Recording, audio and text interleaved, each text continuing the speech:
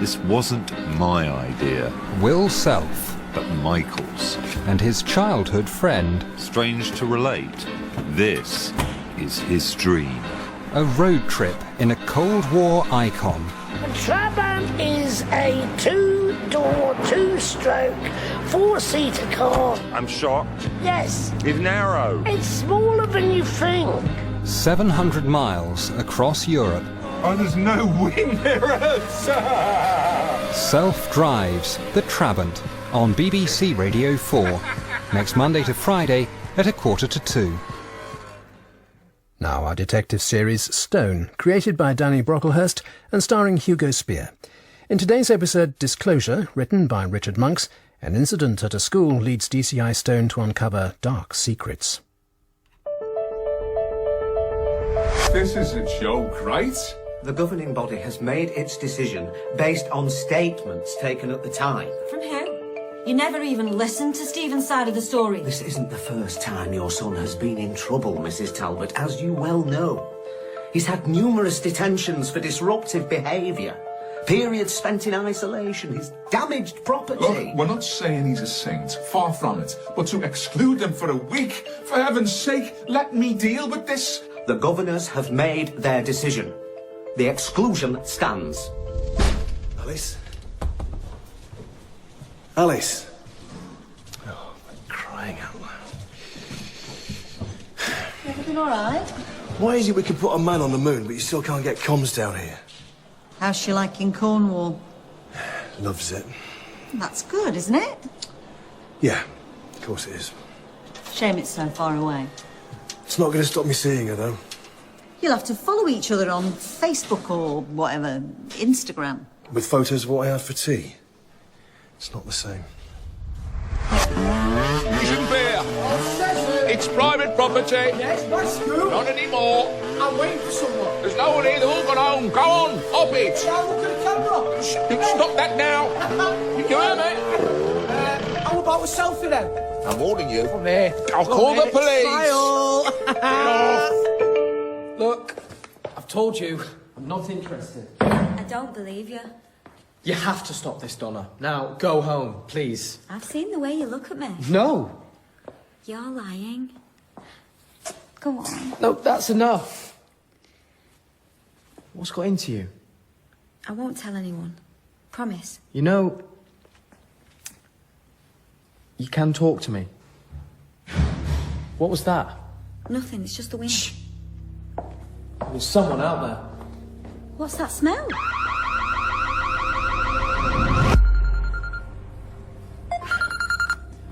Alice? Did you get it? Oh, it's you. Get what? The menu. No. Check your phone, I just sent it to you.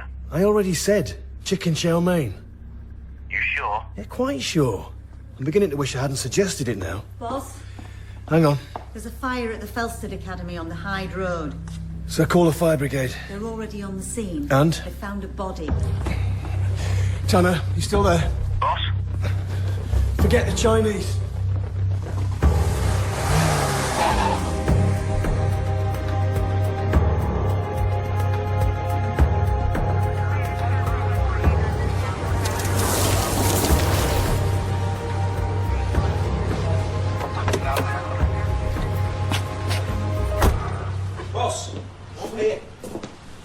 Tanner, what are you doing with that? I already ordered mine. I wasn't going to waste it. What have we got? King prawns. It was a toss-up between No, you muppet. I meant here. Could be arson, they're not sure yet. Drama teacher called it in, Mr. Scott. Here we go. They reckon he was overcome by smoke. Any ID? Frank Thornley, caretaker. From the looks of things, he'd been sleeping in the storeroom. There was a mattress on the floor. Witnesses? If there are, they're all keeping stum. Well, let's start with CCTV. Should get something with all these cameras. Boss? Headmaster's on his way in now. Teacher. What? That's what they call them these days. Head teachers. Right, whatever. You'd think he'd have got here before now. Seems his phone was switched off. From what I gather, he's not had the best start here. How do you know?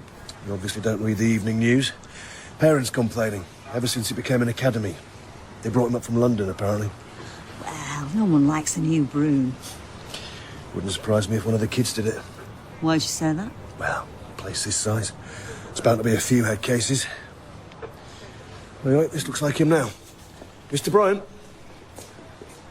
That's right. DCI Stone. This is D.S. Kelly. I came as soon as I heard. Where is he? They've just taken him away. Next of kin. He had a sister, I believe, in the West Country. Presumably you've got his details on file. Yes. We think he might have been sleeping here. Yes. You knew? Yes, I did. Just temporarily. I should have done something. What do you mean? I found him a couple of weeks ago asleep in the storeroom with all of his things.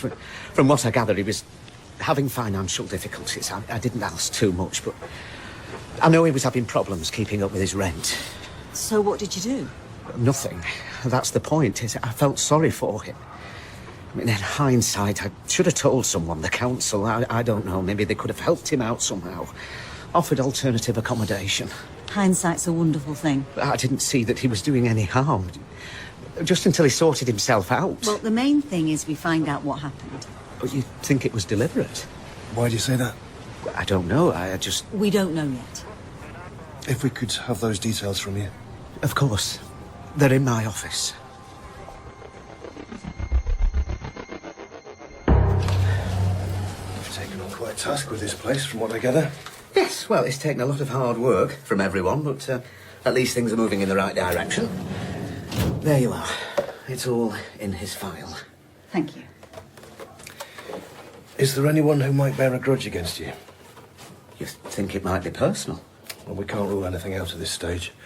I've seen the letters in the evening news. People are angry. No one likes change. It's inevitable, I'm afraid.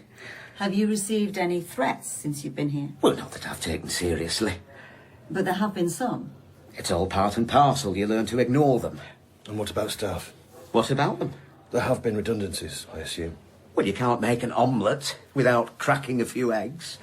Those who weren't up to the task had to go. Willingly? Well, I can't say they were thrilled, no, but then the writing was on the wall. What about Mr. Scott? Well, Jason? No, definitely not. He's first rate. How many have you sacked so far? Well, I wouldn't put it quite like that, but half a dozen. A couple of admin. Natural wastage. Natural wastage? Retirement. They're not being replaced. We'll need names. Sure. And anyone else you can think of who might have it in for this place. Or you, for that matter. Of course. This is an up-to-date list of all the staff who've left since I arrived. Thank you. And of these staff, is there anyone who sticks out? Anyone Well, who like I might... say, none of them were over the moon. Anyone who might hold a grudge? Well, out of everyone, I'd have to say Trevor GALTON took it hardest of all. Taught chemistry. Thank you. But not that I'm suggesting he'd do something like this. We'll need copies of all your security tapes. You've a fair few cameras here, I see. Yes, we've been having problems with the kids from the estate gathering on the playing fields after dark. Antisocial behaviour, vandalism. It was hoped it might discourage them. And has it? And they've nowhere else to go. You can't blame Trevor GALTON for feeling hacked off. 56 years old, spent his entire career at the school. Where's he going to find another job? I'm amazed there are any teachers left, given what they have to put up with. Mind you, it's no different to us. Targets, initiatives. You don't get thanked either. You all right? Just something Joe said. So Tanner was right. Eh? Reckon there was a new man in your life. Did he? It's all right, none of my business. You should try yoga. What? Helps de-stress. Chloe got me into it, half an hour each morning. I'm not stressed. Just maybe it's time for a change. Can't see it somehow. Once a copper, always a copper. Something like that. Maybe I want to be, I don't know, a landscape gardener. You haven't even got a window box. Or a potter, then. What do you know about pottery? I used to watch the Generation game. You two get bored throwing pots. I could do other things. What else?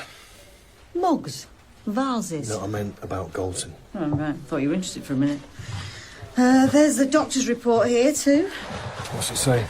Seems he was off for 6 months last year with stress. All right, let's give him a call in the morning. You never know. Might fancy some yoga. Tanner, how did you get on? Old woman opposite heard motorbikes in the car park. She says she's complained before, but nothing's ever done. Not a happy bunny. Right. Have a look through these, see what you can find. Boss. What's that on your trousers? Where? On your bum? Looks like chewing gum. Oh, no! How did you manage that? Must have been while I was waiting for the takeaway. The lad next to me was flicking it about. Where are you off to? Mortuary. To look at Thornley? To see if I can freeze it off. The brand new kegs. Yes? Mrs. Galton, my name's DCI Stone. This is DS Kelly. Is your husband in? He's out with the dog. Why? Will he be long? He usually just goes round the block. May we come in? What's this about? It'd be easier if we just came in. Out the rain. Can you confirm your husband's whereabouts last night? He was here. With you? Yes. All evening? Yes. Except when I was out. Out. I clean on a Tuesday. Just for a couple of hours. During which time he was alone? Of course. He'd have said otherwise. So you left when? 7, or thereabouts. And you got back? Just after 11. 4 hours. I gave a lift to a friend and stopped for a quick coffee. So you didn't actually see your husband all evening? I know where he was. He was here. Where else would he be? I understand he's not been well. Who told you that? He's been on sick leave. He had a nervous breakdown. It must have been a difficult time. He's taught for 30 years, near enough. No complaints. And then this last inspection, they start picking holes in everything. Paperwork, lesson plans, you name it. He's a good teacher. He put everything into that place, and for what? That man's got a lot to answer for. Bryant. They've no respect for him. The staff, or the children for that matter. He'll be gone within a year. I guarantee. All he's interested in is his own career. Presumably your husband thinks the same. Where's the dog towel? Trevor? She's soaking! There's someone here to see you. What? The police. Mr. Galton. You sit down, love. I'll see to the dog. Has something happened? There was a fire at the school last night. I heard about it on radio. Why? What's it got to do with me? We're just making inquiries. We think it may have been started deliberately. Oh. I understand you've recently been made redundant. That's right. Along with a number of others. Oh, so you think it were me? You made threats, apparently. Oh, this is Bryant, isn't it? He's put you up to this. Look, I'm not going to pretend I'm happy about what happened. I'm sure I've said all sorts. It don't mean I go around setting light to things.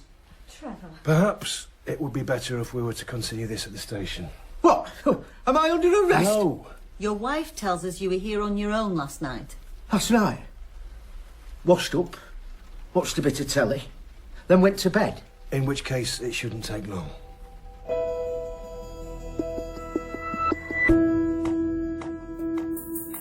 You will regret this, I swear. Possibly. Yes or no?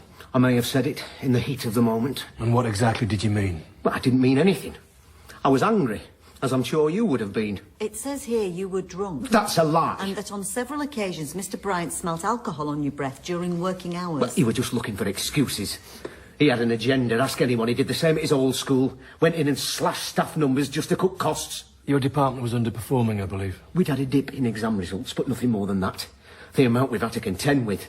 New syllabus. It's been a nightmare. Well, from what we gather, he gave you every chance to improve. Support plans, extra training. He's obsessed with grades. They all are. Politicians, parents. That's not what education should be about. For kids, I feel for. All this chopping and changing. They don't know if they're coming or going. Boss, quick word. Excuse me. What? The neighbour saw his car leave the house at 7:30 last night. It didn't return until 11:15, shortly before his wife. Right. Where did you go last night? What? We have a witness who saw you leave the house. I just nipped out for some milk. Where? Mini-mart on Garth Road. Why didn't you mention it before? Slipped my mind. You were gone for over 3 hours. Where did you go, Trevor? Nowhere. You must have gone somewhere. Look, I just drove around. Where? I don't remember. Well, I suggest you start trying. You think it was him? He has a motive. So far, he's refused to tell us where he was last night. He's definitely hiding something. Check with the mini-mart. If he was there, they'll have him on tape. How'd you get on with the CCTV? I managed to get one of the plates. I read Kawasaki registered to Stephen J. Talbot, 17 years old, pupil at Felsted, seen in the car park before the blaze. What's more, he's got form. What for? Possession. Have you spoken to him? Not yet. OK, see what he has to say. Anything else? A camera on Chancellor Lane picked him up about half an hour later, heading away from the school, this time with a passenger on the back. No helmet, long hair. Could be female. Right. See if you can find out who she is. I may have seen something. What about Galton? Keep digging. If we're going to charge it, the CPS will want it watertight. It worked then? Huh? The chewing gum. Oh, yeah. Only problem was I couldn't find it afterwards. What do you mean? Must have dropped off in the fridge somewhere. Most likely stuck to Yeah, all right. Hi, love. Hang on a minute. I'll see you later. What? I thought we were going together. You're a big boy. I'm sure you can cope on your own. Yeah, come on. Nice one, Mike. Good work.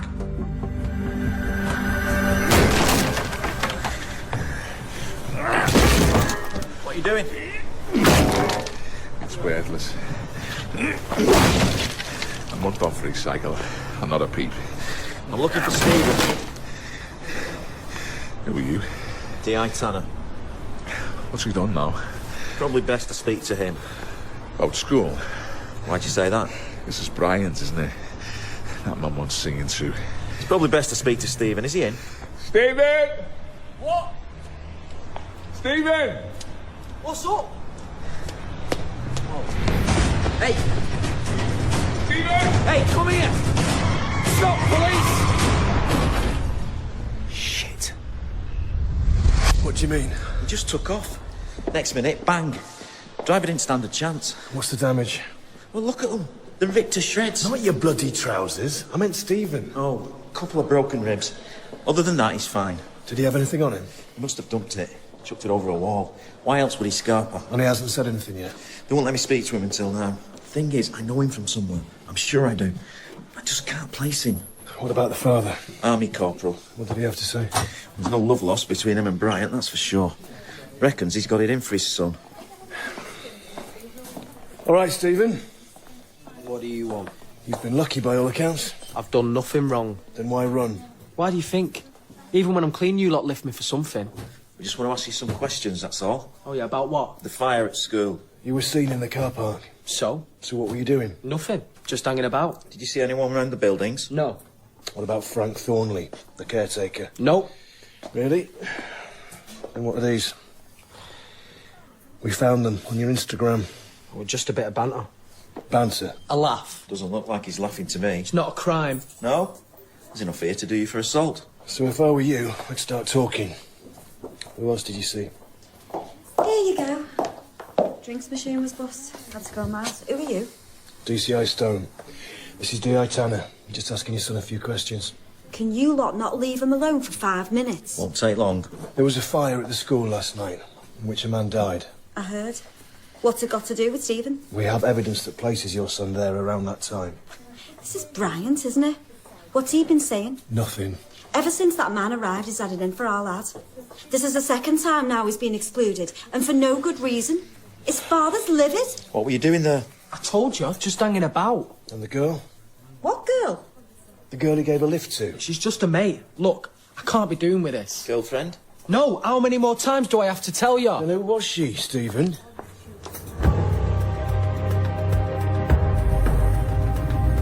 Sue? Boss? Where are you? Sifting through CCTV. There's no sign of Galton at the supermarket. I've been through the lot. Car park and inside. He's lying. Now why doesn't that surprise me? Let's bring him in. Boss? And Sue, there's someone else I want you to check out. Donna Buckley, friend of Stephen's. She was seen outside the school at the time of the fire. Have we got an address? Apparently she works at the laundrette on the Marinduke after school. You were seen, Donna. So, does it mean I've done anything wrong? I'm not saying you have. I just want to know what you were doing there. What's it to you? A man died in the fire. We need to find out what happened. We had rehearsals. What for? School play. Okay. So now we're getting somewhere. And what time did you finish? Dunno, about 9. You were seen half an hour later on the back of Stephen's bike, heading away from school. So? What were you doing? Going home. And before that? Helping. Who? Sir. Sir? Mr. Scott. Your drama teacher? Yeah. And did you see anything while you were helping? Anyone hanging about? No. Hey, where are you going? I'm done here. Well, I'm not. Donna? Wait. I've got no else to say. Presumably Mr. Scott can confirm all this. Yeah. And what about Stephen? What about him? Did he say anything? Like what? Like what he was doing outside school? It was just passing. How well do you know him? Pretty well. You two going out then? You're joking me. What's so funny? At last. I bought you a donut, but you took so long I ate it. Now, why doesn't that surprise me? The thought that counts. Just past Galton on his way out. What's going on? We let him go. He's only been here 5 minutes. He's got an alibi. What do you mean? Proof that a suspect was in another place the time the offence was committed. I know what an alibi is. Ow. Why didn't he tell us before? So, What's this about Galton? he was at an AA meeting. It all checks. Didn't want his wife finding out. So that's it then? As far as he's concerned, yes. So from the looks of things, Bryant was perfectly justified in getting rid of him. He'd turn up drunk for work some days. I see. And as much as he probably wanted to set light to the place, it wasn't him. How'd you get on with the girl? Oh, attitude or what? Apparently she'd been at rehearsal and stayed behind to clear up. Sounds like a model student. She didn't strike me as that. And can anyone confirm this? Her drama teacher, apparently, Jason Scott. The one who called in the fire? Bryant's young prodigy, by all accounts. No doubt part of his cost-cutting strategy. The younger they are, the cheaper. He used to work at St Cuthbert's as well, same time as Bryant. Really? Although he was only there for a year. Any idea why? There's nothing on record, but when I spoke to his old head of department, he was, well... What? Somewhat evasive. Damned by faint praise? Possibly. All right. Check social media, student forums. I have done already. Well, they've been back 5 minutes. Use me phone. I came across... this. Memorial website. Who's this? One of Scott's old students. Claire Denton. Committed suicide. There's a book of remembrance, photos, various messages. One from Scott. A bright and promising young student will be sorely missed. He left not long after the girl's death. I found these two on Donna's Facebook. That's Scott. Same photo as on the school website. And some others. Where'd she get them all? Screenshot them most likely off the internet. What? Catch up, Grandad. She's clearly obsessed with him. Right, let's pay him a visit. Hang on, I'll just finish this. Not you. Eh? You keep working through that staff list. That's not fair. Why does she get to go out again? I've been stuck in here all afternoon. Oh, grow a pair, will you? Don't forget your apple. What? Teacher's pet. Just the two of you. That's right. And in your statement, you said you heard a door slam. Yes. But you didn't see anyone. No. Isn't it a bit unusual to be here so late? Oh, we'd had a tech run-through. She said. And a governor's meeting before that. It happens sometimes. If there's one thing I've learned about this job, it's not 9 to 5. What, you're a governor as well? For my sins, newly appointed. So how does that work, then? I'm primarily there to put across staff views. Must be a bit tricky. Why do you say that? Sticking your neck out with senior management? Not really. What if you disagree about something? Isn't that a risk? We're all in it for the common good. I gather you and Mr. Bryant have known each other for a while. That's right. We were colleagues at St Cuthbert's, although we didn't mix socially. Bit of a coincidence, you both ending up here? It was Colin who alerted me to the fact there was a vacancy just after he took over. He must think highly of you then. You'd have to ask him that. And from the sounds of it, you approve of what he's doing to this place, the recent changes. Absolutely. It was a mess when he arrived. Half the board didn't know what they were doing. And what were you discussing this time? At the governor's meeting. Oh, just an exclusion. The parents were objecting to the length. I mean, they had no grounds. Who was it? A year 12 lad. Stephen Talbot. You know him? We've met. That doesn't surprise me. How did it go? It got pretty heated. The father especially. They even collared Mr. Bryant afterwards and had another go at him. And what was the outcome? The exclusion was upheld, quite rightly. What had he done? Coined a car in the staff car park, venting his frustration, no doubt. Whose? I'm sorry? Whose car? Mr. Bryant's. It's the usual story. Problems at home. How do you mean? Father's in the army. So? I think the mother struggles. You see it a lot with single parents. My mum managed to raise 3 girls on her own. There's a lot of photos of you on Donna's Facebook page. Oh, God. You don't seem that surprised. Not if I'm honest. You knew she had a crush on you then? Well, not as such, but I mean, there's not a lot you can do. She's at that age. You don't encourage it? Certainly not. Can't you keep your accounts private? Well, some I do, but I have friends. We share pictures like everyone else. I mean, these things are out there if you want to find them. You can't stop people downloading photos. And what about Claire Denson? You posted on her site? I was just paying my respects. Not planning any holidays, are you? Sorry? Don't go too far. We may need to speak to you again.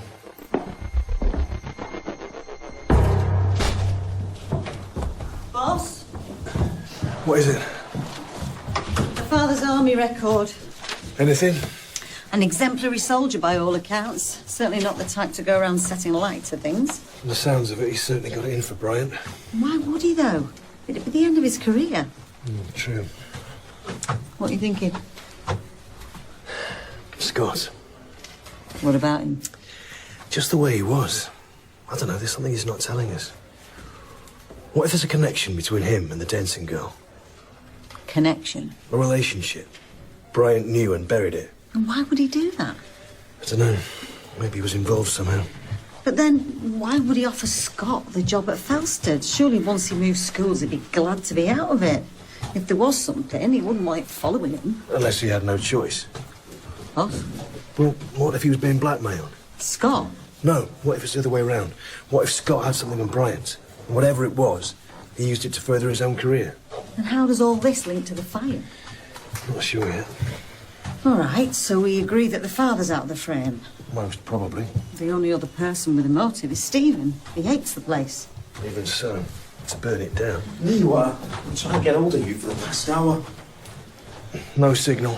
What is it? I knew I'd seen him somewhere. Who? Stephen Talbot. We were just talking about him. Where? He was in front of me in the queue. What queue? At the Chinese the other night. Are you sure? Positive. Messing about with his mate, flicking gum. Some must have landed on the bench where I was sitting. In which case he couldn't have done it. No. But while you were gone, I talked to one of the maintenance staff at the school. Apparently, there was a break-in a fortnight ago. Nothing was taken, but they smashed the window at the back and got into Bryant's office. He never mentioned it. No. So I went back through the tapes to see if I could find anything. And? It's up on the screen now.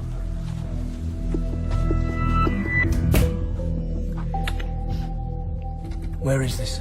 Round the back of the school, by the gym. Watch. There he is. Walking towards the building, smashes the window and climbs in. He's got his hood up. What use is that? Hold your horses.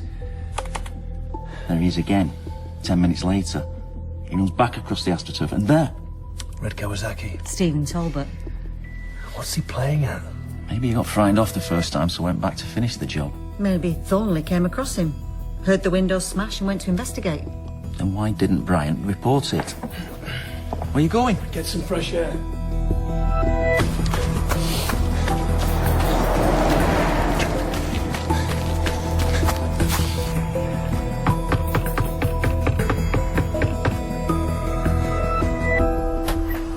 Detective Inspector? Couldn't trouble you for a glass of water, could I? Of course. Come in. Thanks. Excuse the mess.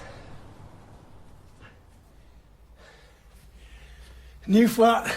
No, just haven't got round to unpacking yet. There you go. Thanks.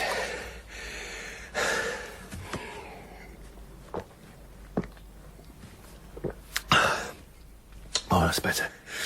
Do you often run around here? No, just fancied a change of scenery. There was a break-in, I gather. Break-in? A fortnight ago. At the school. Yes, yes, there was. That's right. You didn't say? Before, you didn't mention it. No, well, I didn't see the relevance. Why? Anything taken? No. They got into your office, though. Yes, I thought they might have been after computers or something, but it seems they left empty-handed.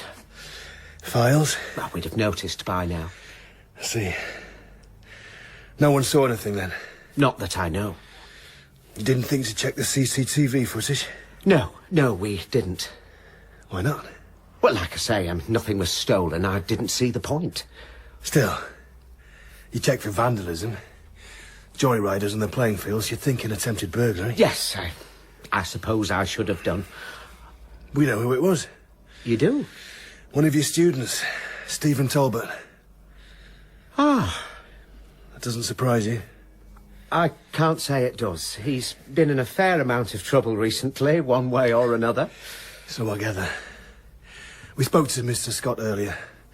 He said you'd had a meeting with his parents on the night of the fire. That's right, yes. They were unhappy with the length of his recent exclusion. He seems to have taken longer than most to adapt. What do you mean? To the new procedures. It's something I've been keen to implement. If there's good discipline throughout the school, then everything else tends to follow. What do you think he was after? After? When he broke in? Well, I've no idea. Probably just bored. Spur of the moment thing. Claire Denton. Do you remember her? Yes, of course. Why? She was one of Mr. Scott's students, I believe. That's right. An extremely talented girl. Year 12. Same age as Stephen, then? Yes, I suppose she was, although a very different character. Yeah? How? Claire was, well, I suppose you'd describe her as sensitive. Her parents had recently divorced. She took it very badly. It was tragic. I see. Well, thank you. Is that it? For the time being. Enjoy the rest of your run. You're cracking up, I can't hear you. Can you hear me now? Keep talking, I'll tell you if I lose you. See if you can track down Claire Denton's parents. Why? What are you thinking? I'm not sure. Bryant knew it was Stephen who broke into his office, you could tell. And I suspect that's the reason he didn't report it. Hello? Tanner, you still there? Tanner?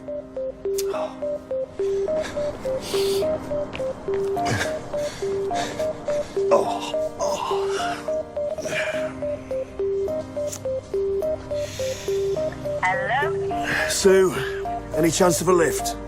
I think I've pulled something. Why? Obviously not as fit as I used to be. I meant Bryant. Why didn't he do anything about the break-in? I know, it doesn't make sense. He had the proof. What I want to know is what Stephen's got against him.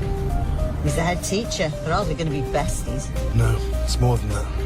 Why coin his car? According to his mother, Stephen's behaviour has got worse since Bryant arrived. It's like he's kicking against him. You all right, boss? What's with the ice pack? Part of the regime. You look knackered. At least he's got an excuse. How have you got on? According to Claire Denton's mother, Claire became withdrawn in the months before her death. She blames herself, what with the divorce and everything. By the end, Claire was refusing to go to school. She says they never got to the bottom of it. All she can think is that her daughter was being bullied, but the school insisted that wasn't the case. Did she mention Bryant? Apparently, he was always very supportive. He even led a memorial service at school. Where's Stephen now? At home. He was discharged this morning. Right, let's hear what he has to say. You might want to check this first. What? Nurses found it after he'd left. Stephen's phone. It's not locked. Look, he's told you everything he knows. Why can't you just leave him alone? There's nothing more to say. We'd like to talk to Stephen. Tell them. What? We've had it all out with him. He's done nothing. What about the break-in? What break-in? Are you going to tell them? Or shall I? What's he talking about? Stephen. A fortnight ago, someone broke into the head's office at school. Your son was caught on CCTV. No. Is this true? What were you after? His motorbike was seen parked outside. Stephen? I wonder if it'd be better if we spoke to Stephen alone. He's a minor. He's entitled to have someone with him. Stephen? It's okay. We found this, too. Where did you get that? He's been looking all over.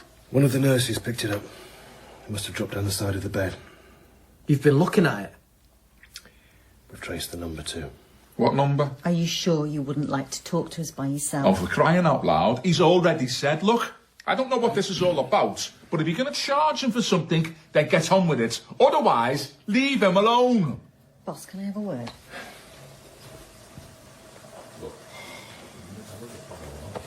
What? The dad's not helping. All right, I'll take him outside for a bit. Why don't you start by telling me about the pictures on your phone? What pictures? We found them in your deleted items. Stephen? If you could just let Stephen speak. Sorry. I know it's not easy, but we need you to be strong. He forced me to do it. Mr. Bryant? Yeah. Do what? Please, Mrs. Talbot. It's all right. Take your time. He used to come into the isolation room. He seemed all right at first. I mean, I know what people say about him, but he wasn't like that. Not with me. He said he understood. Said me and him were the same. What did he mean? The sort of things we liked. What sort of things? Pictures. Of men? Yeah. Oh, love. I'm sorry. You don't have to stay. No. I want to. When did it start? Year 11. Did he ever touch you? You don't understand. He wasn't... What? Talk to me, Stephen. I want to help. I can't do this. All right. It's all right.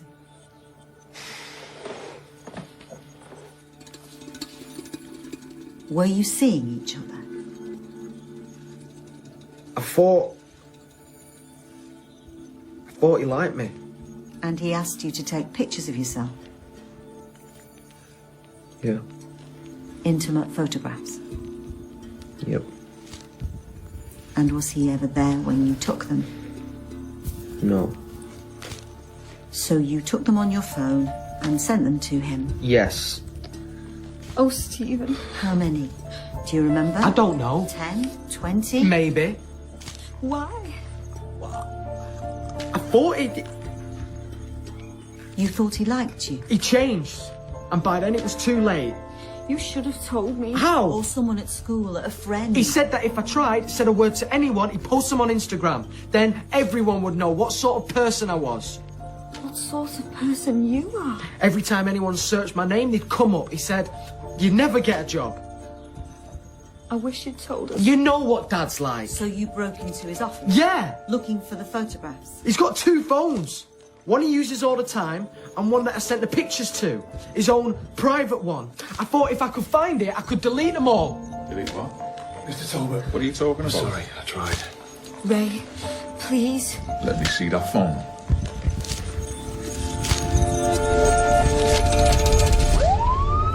What happened? He went ballistic. Where is he now? On his way to the school. We've lost visuals on him. We've just got the report back. Mike, you're breaking up. From the fire investigation unit. And? Apparently, thought they had a heater in the room. They reckon that's what caused the fire. An electrical fault. Dodgy wiring. Tanner? Boss? Meet us at Felsted. Soon as you can. Hadn't we better warn him? Who? Bryant. If Talbot gets there first, God help him. No signal.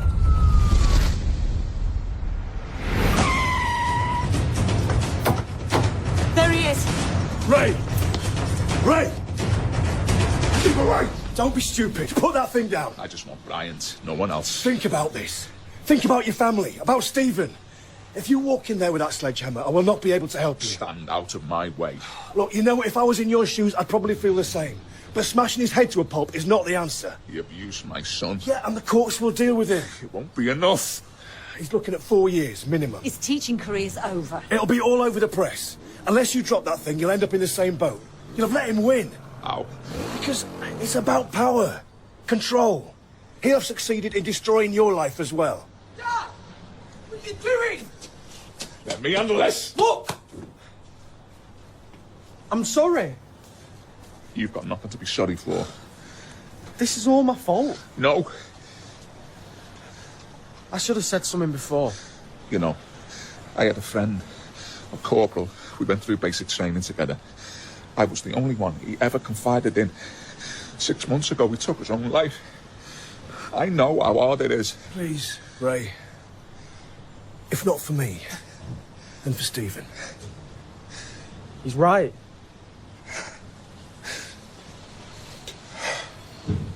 Thank you. Why don't you two go home? We've got this now.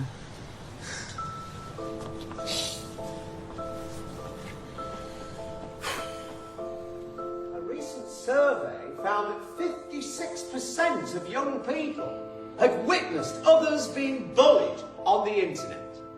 It can happen 24 hours a day, 7 days a week. And it can go viral in a shot. So, what do we mean exactly by cyberbullying? What forms does it take? Harassment. Posting fake information about someone online. Flaming. Using abusive language to get a reaction. What about sexting? Maybe you could give us a definition. Thank you. Yes. Sexting is the sharing of sexually explicit images. And what if they're then posted online? With the intention of humiliating the victim? It can be used as a form of intimidation, yes. And in that instance, of course, it's a criminal offence. That's correct. I think you know why we're here, Mr. Bryant. If you could put your hands out in front of you, please. Is this really necessary? Oh, we're embarrassing you. There must be some mistake. No mistake.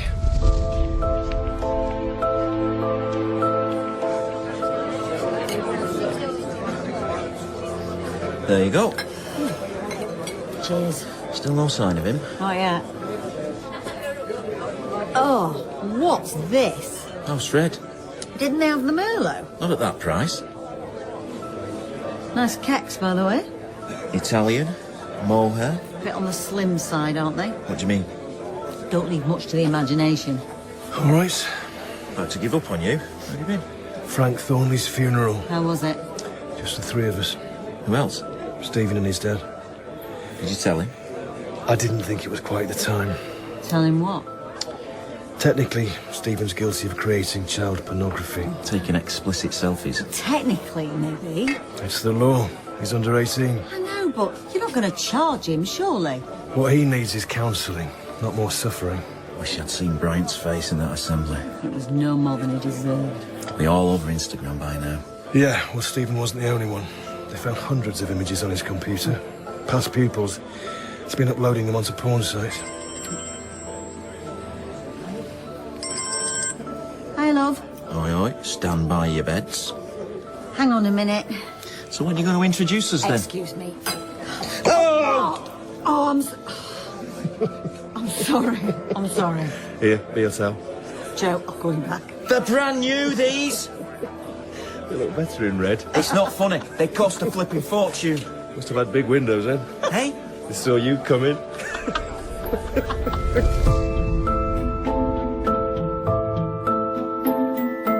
In Stone, DCI Stone was played by Hugo Speer, DI Mike Tanner by Craig Cheetham, and DS Sue Kelly by Deborah McAndrew. Bryant was played by Jason Doan, Stephen by Ceallach Spellman, Lorna by Rebecca Callard, and Ray by Kevin Harvey. Stone was created by Danny Brocklehurst. Disclosure was written by Richard Monks and was directed by Nadia Molinari.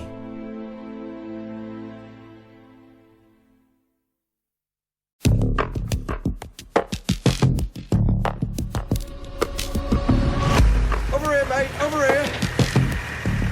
Yeah, left. Ready to go? Cheers. Hold up! Whoa! Whoa, lad! Turn it off! Whoa, hold on! He's found something! Turn it off! Whoa, turn it off! What the hell's that?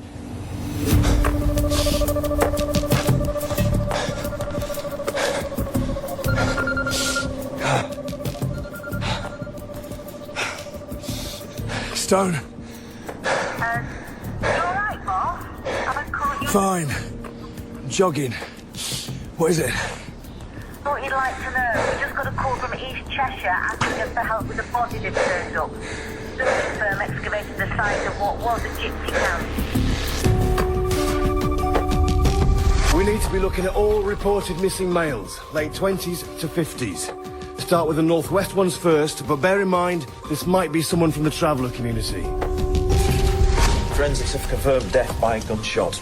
Dental records drew a blank. Looks likely it is a traveller. Our job just got 1,000 times harder.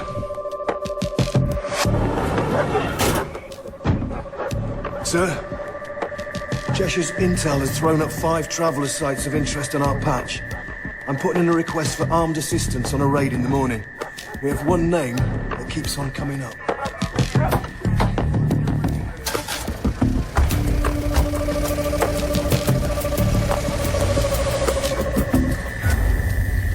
Can I just take a second to ensure that everyone is in possession of a stab vest? Yep. And is everyone wearing their stab vest? No, they are not. DI Tanner, get it on. Boss? Right, our target is Jeremiah Bones, a white male, 49 years of age. Jeremiah and his 2 grown sons, Ambrose and Pender, have links to drug dealing, burglary, extortion, witness intimidation, the list goes on. A body was recovered at the spot where they used to have their caravan pitch.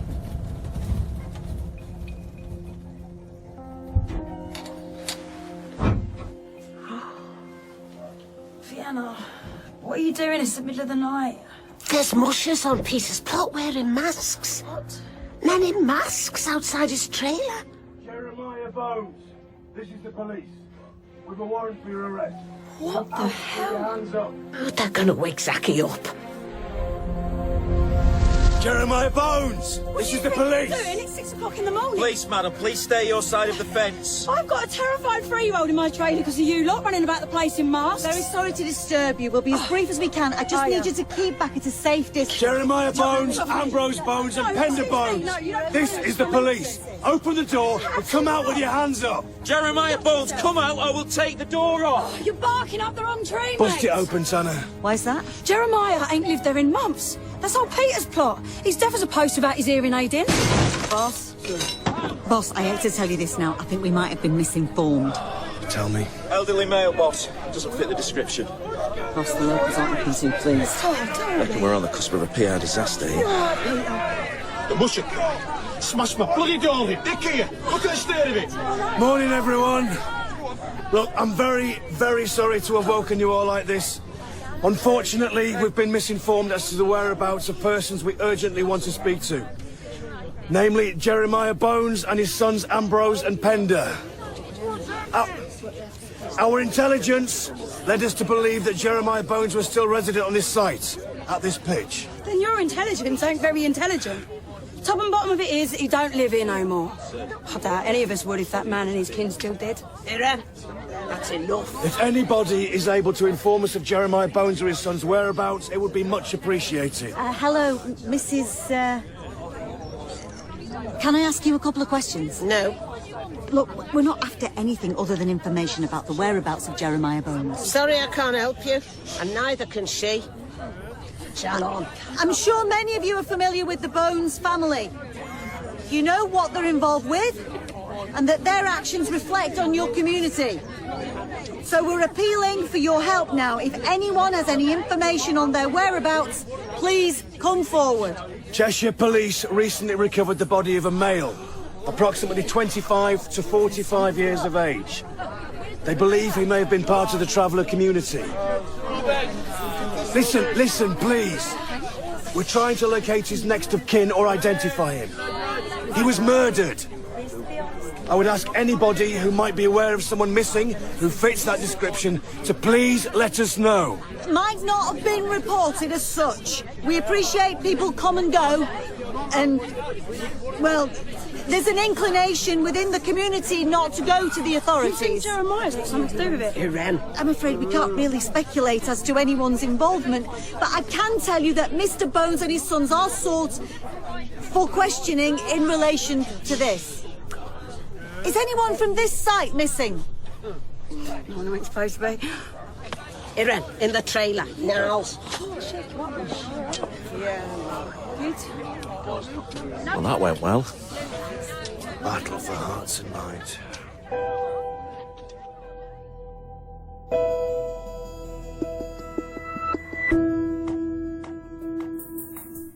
Vienna, I'm a grown woman. You can't drag me in the trailer like I'm a chavvy. Then stop behaving like one. It's a lodge.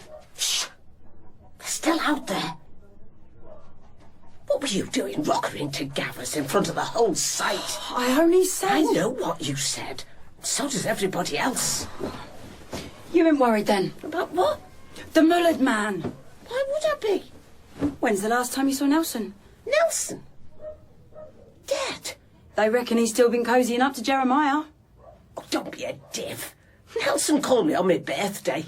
Talk like that'll get you chucked off this site in 2 seconds They won't need to chuck me off. What do you mean? Look, Vienna, it was good of you to take me and Zachy in like you done. Really, we're grateful, but living on top of one another like this, well, it ain't working out. Since when? I've been thinking on it a while. It's time me and Zachy went back to my family. To Kent? Yeah.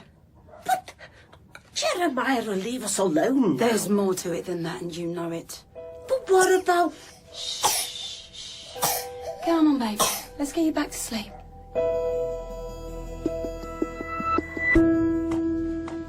Okay, I'll pass that on.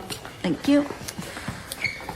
Right, so we're drawing a blank on Jeremiah Bones and Sons. Say that like you're surprised. Have you spoken to Cheshire? That was them, boss. I hope you read in the Riot Act on that intel. I did, boss. And? They're saying the caravan door is our responsibility. Bollocks! Their intel failure, their responsibility. I'm not springing for it from our budget. Go above head, Sue, OK? Boss? Right, Jeremiah Bones and Sons. They're out there somewhere. They haven't just vanished. Tanner, what you saying? Reckon someone's hiding them. We're going to need the help of the traveller community on this. Want me to? No. We need to build bridges if we're going to get them on side. Start by mending some doors. Travellers don't want anything to do with us, and fair play to them. Tanner, see if forensics turned up anything traceable on the clothing. I'm going back to apologise to the old fellow we burst in on. Try and placate the elders. See if they can help us avoid upsetting any other sites.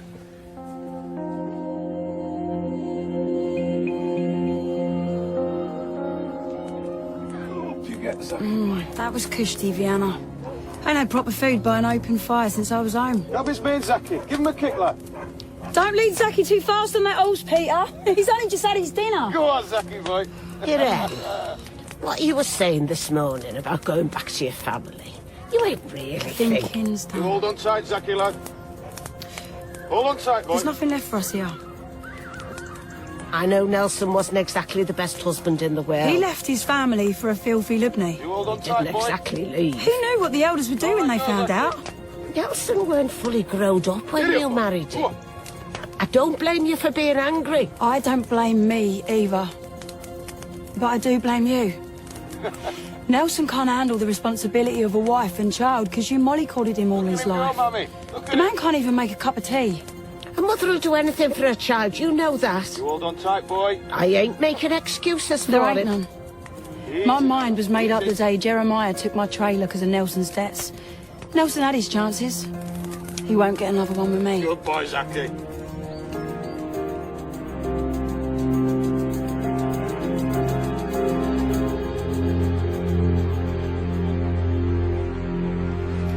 Right. We need to spread out our search. Tomorrow morning we start with Friday Bridge and Hard Corner sites. Then in the afternoon it's Blackwood and Crosswell Road. With respect, boss, we're looking for a needle in a haystack here. How are we supposed to find this guy? There's no pictures, no records. The people who live on these sites don't want us there and don't want to get involved. How are we supposed to find him? For all we know, he could be on these sites and they're just protecting him.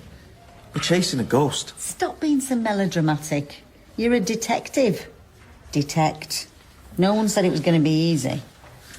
There's difficult and then there's impossible. Boss. Did you know the Travellers and Wishing Well are part of the Romany, originally from India? Oh, aye. I learn something new every day. Yes. It's called investigative research. Or making it up as you go along. I suppose the Indian connection is where the mysticism comes from. You know, omens, tarot cards, superstition. I'll head to Wishing Well first.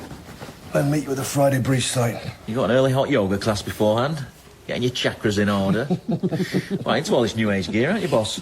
And if I see a shooting star on the way home, I'll make a wish for our needle to turn up. I'd settle for finding the right haystack. I wouldn't do that if I were you. To some travellers, shooting stars are not signs for wishing on. Really? What do they imply?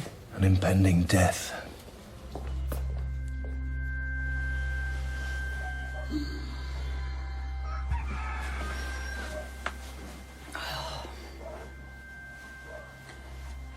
Zachy? Zac boy?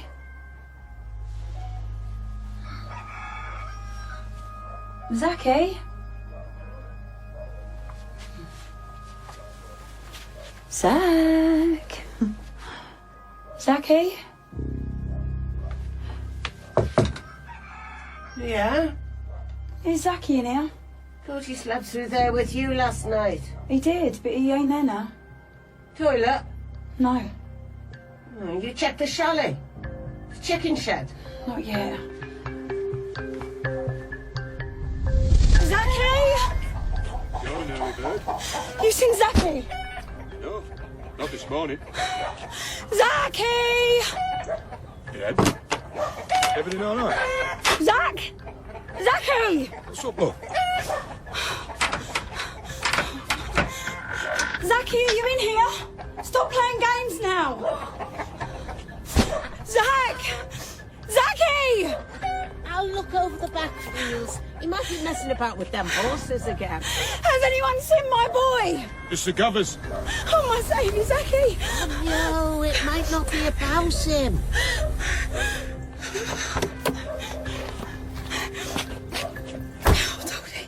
Morning. You all right? She's fine. No army this time. That's why I'm here. We came in heavy-handed yesterday, and I'm sorry. And that's it? What else would there be? Chill him, Andy. She's still a bit shaken up. Can we talk? Come over to my plot.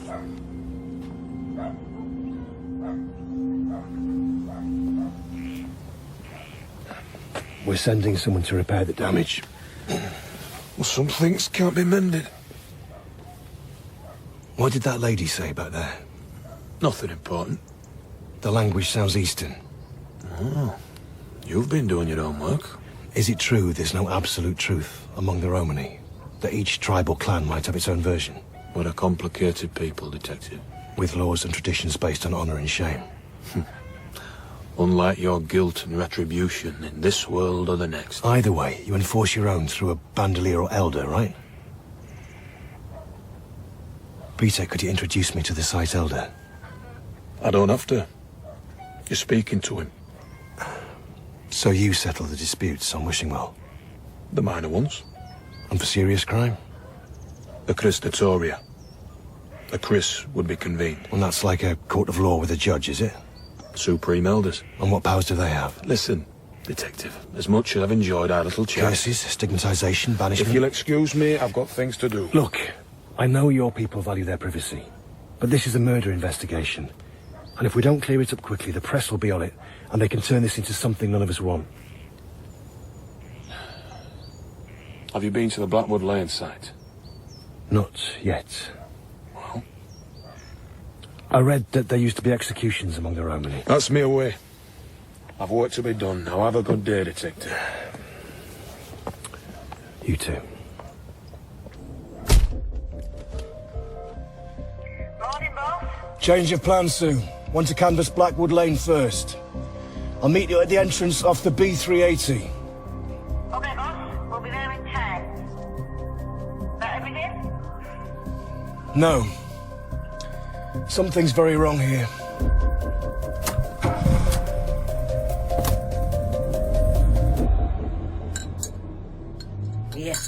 Drink this. It'll make you feel better. I don't need tea. I need my boy back. We've got to tell the police. Kaka, catch your breath. We don't know what's happened yet. He's got his shoes on. He must have gone out to do the chickens and wandered off. He could have fell down a pit or something, one of them old shafts where they tore the factory down, or fell in a ditch or a hollow. Someone might have taken him.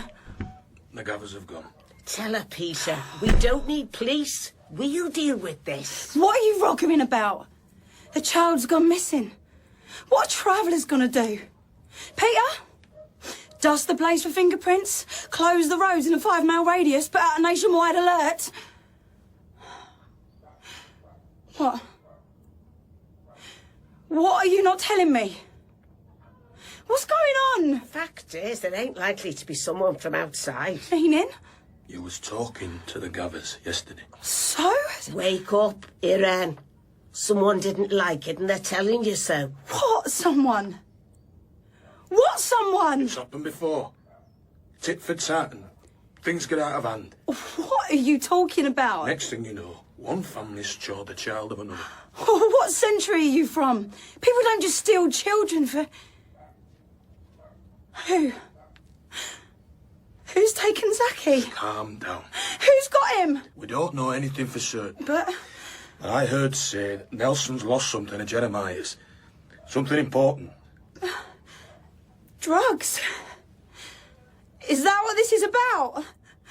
They've took my boy because his Dinlow father's lost some drugs. He always was easily led. Where are you going? To get my boy back. How come we're switching to Blackwood, boss? Got some info? I saw something in the tea leaves. Are you serious? I can't tell when he's being serious. Sue, run a background check on that woman called Irene we met the other day at Wishingwell. Beshley. Irene Beshley. Her name was on the site register.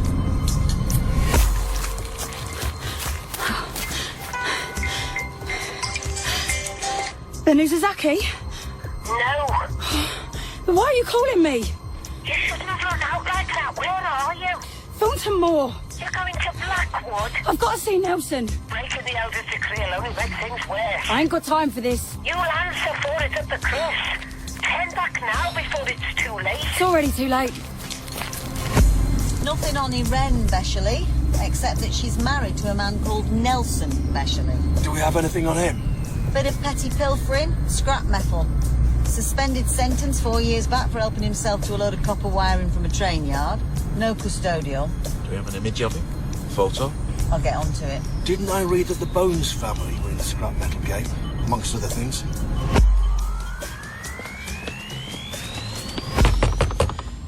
Hello?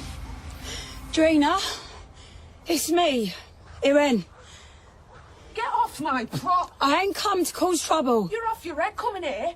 Believe me, I wouldn't be here unless I had to be. What do you want? Open the door, or on my mother's life, I'll smash the windows out and get in that way. Welcome to the home of the Untouchables. This news will travel like wildfire.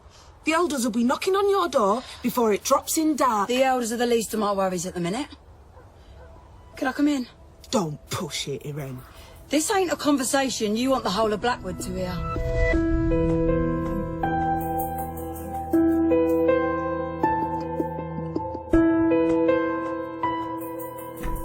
I need to speak to Nelson. As you can see, he ain't here. It's urgent. He still ain't here. When's he back? How would I know? You're his wife in all but name.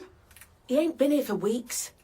Where is he then? How would I know? Trina, I'm sorry, but the man was kicked out of his clan for you, and now he's gone and you don't know nothing. Have you looked for him? He's never not had a woman to wipe his nose since he was a chavvy, so don't tell me he's had a brain change and decided to wipe it for himself. Is he with another Rackley? Is that what happened? Found someone else?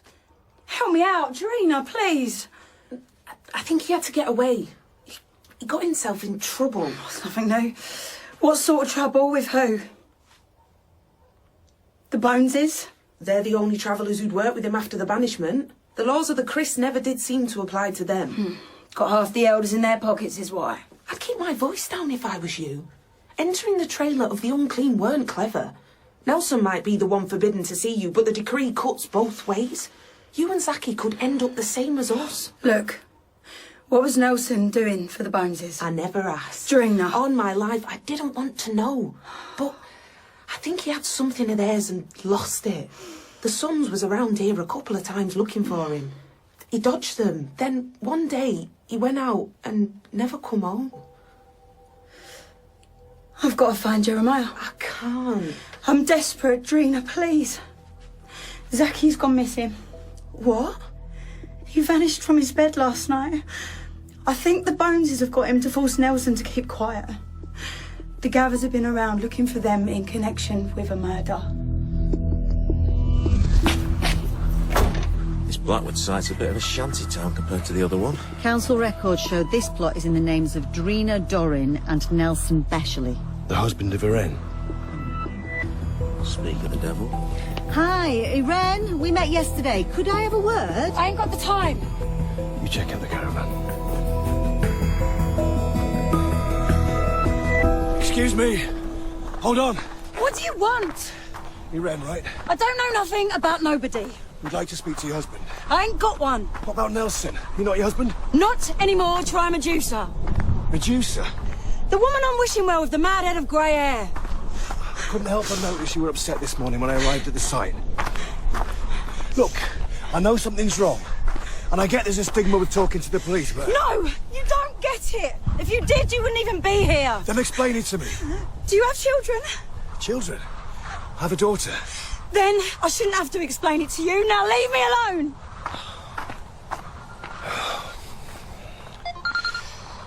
What? Boss, looks like we have a missing man.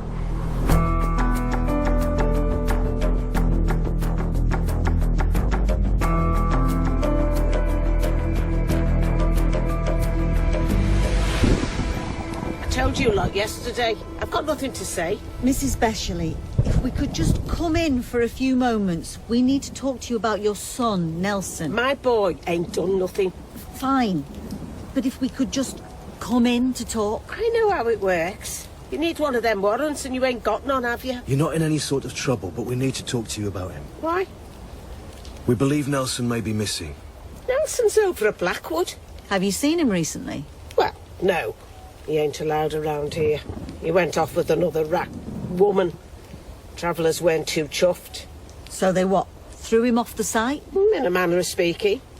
Be harsh, I reckon, since the mother of his child's got a head like a locked box. Couldn't crowbar sense into it. Is his child a boy or girl? Boy? And he's on the site now? He's out there playing somewhere. Somewhere? Well, it's a big site.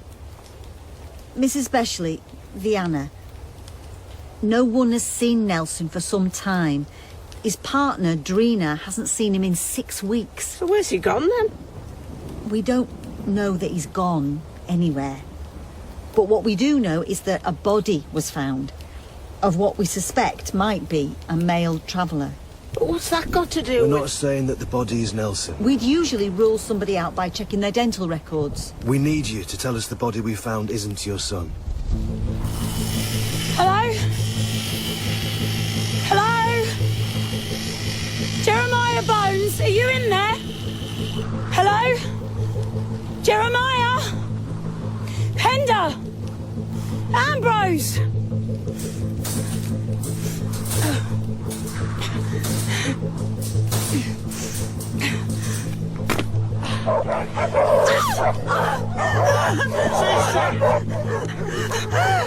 Ambrose, lay your bloody jug away from me! He's doing his job, catching thieves. I ain't here to chew nothing. I ain't a thief. I come in for my boy. Where's your dad? I reckon you're confused. I was married to Nelson Beshley. I'm Zachy's mother. We know who you are. I don't care about you, your dad, or your brother, or what you got going on with Nelson. That is none of my business. We ain't together no more.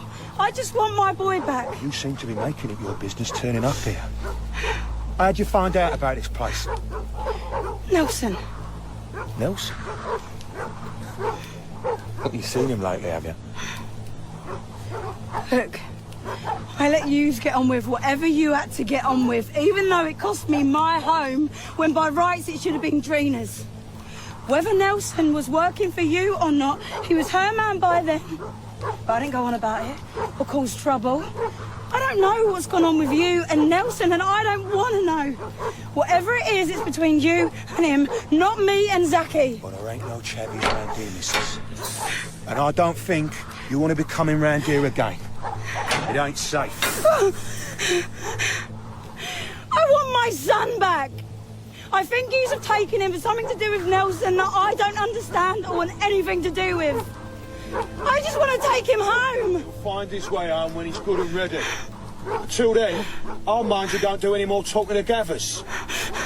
Though she'll wish we loosened the hands on him. You just want to step over here with me, please? Okay. I know this isn't easy. Mr. Hartley, the mortician, is going to draw back the curtain on the other side of this window to reveal the body of the deceased. Why is it behind a window? They do it different on telly, don't they? They're usually in the same room. I'm afraid the body is rather badly decomposed. Oh. You feel ready? Yeah. We're ready. Oh. Oh. Do you know this person, Vienna?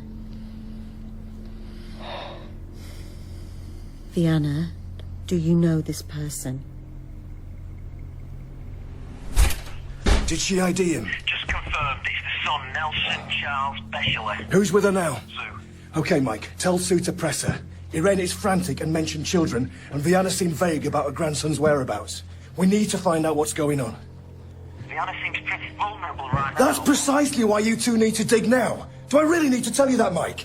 My gut tells me there's a child in danger here.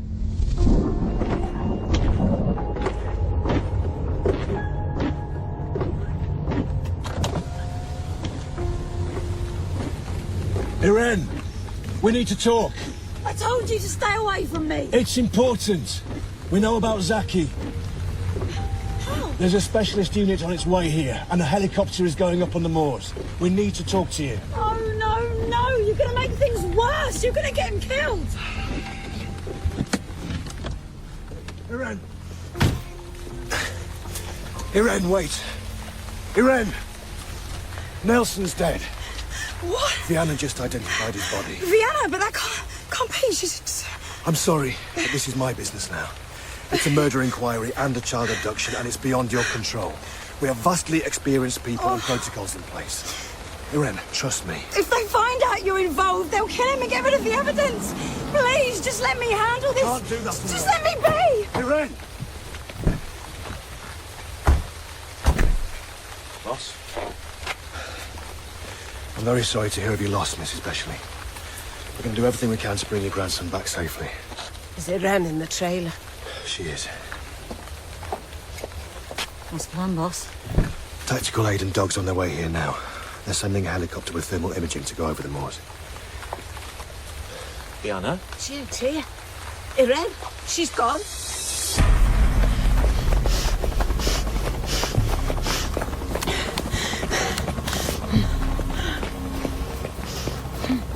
Jeremiah, if you're a man, come out here and face me.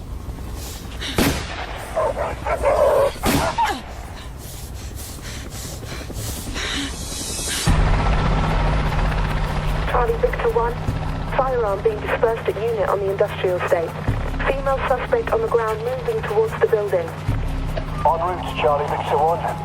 It's the mother. She's got a gun heading for the main building. All units approaching. Repeat, this is the mother of the missing boy. Do not shoot. Do not shoot. Myself, D.I. Tanner and D.S. Kelly are moments away.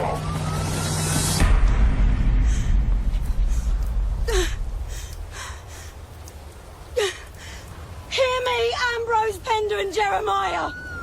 Bring me my boy or I take over. We're going to find out what kind of men you really are tonight. Irene! Let us handle this. Put the gun down on the floor and back away. They've got my boy in there. Irene, I know. We've got a tactical team in place. They won't get away. What are you doing? Please. Put the gun down. Don't come any closer. Irene, don't do this. Zachy wouldn't want his mum to get hurt or go to prison for hurting somebody. Let us deal with getting him out. Please, Irene. That's it.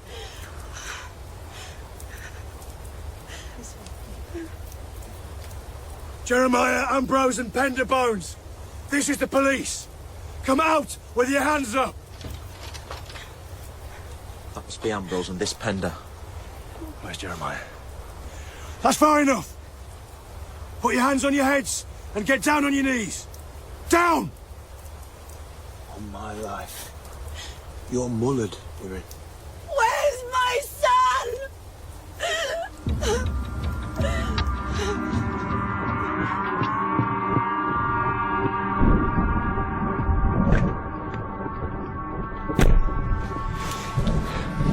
Have they told you anything? No, sorry. They're working on it. Try and stay calm. Where's Vienna? Probably off on a broomstick somewhere. We need something of Zachy's. Favourite T-shirt, a toy, to get the scent for the dog team. I'll fetch his backpack. Backpack? His blanket, he never goes anywhere without it. Well, it was here this morning. I don't understand where it would have gone. Are you sure? I held it. I smelt it earlier. Where's Vienna, Irene? I don't know. In the chalet, maybe? I'll go and have a look. What is it, boss? I'm wondering if Vienna might have taken the blanket. Why would she do that? You mean as a comfort, to keep a reminder of him with her? Or maybe she's going to see him soon. Boss? What if Vienna knows where Jeremiah is? You think she's going to try and take revenge? She's gone off. She never drives anywhere in the dark, but tonight of all nights, she's going to borrow Peter's van.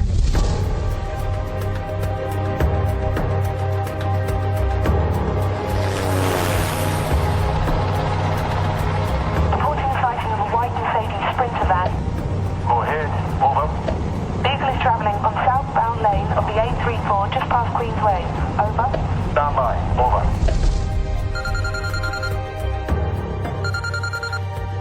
Tanner.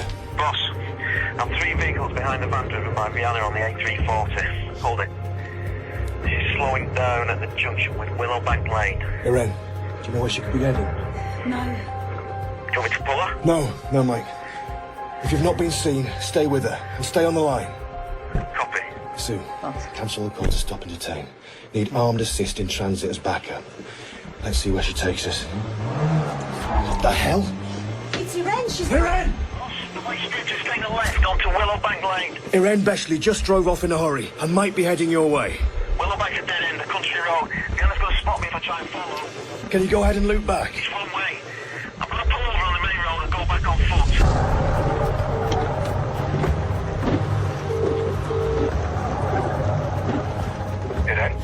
You can call off the search, Peter.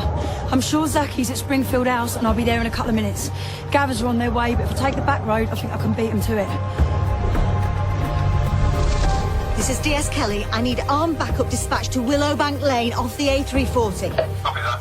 Mike, you still there? Yeah. I've got a backup en route. What's your position? I'm on the move back to Willowbank Lane. I'm on it now. What can you see? There's a barn or stables off the field with a number of horses in it. The other van is pulled up outside one of them. There's a static caravan behind the stable block in the field. No sign of Vienna in the van. I'm gonna see if I can get a look in the static. Okay, just be careful, Mike. We're on our way. Boss.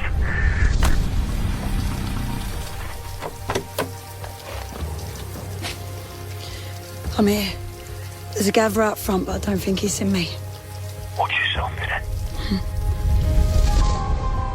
At the front entrance.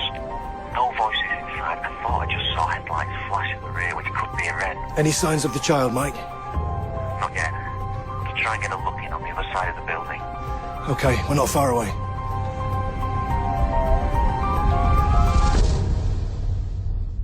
Okay, Nelson. Yeah, all right. I'll get him ready.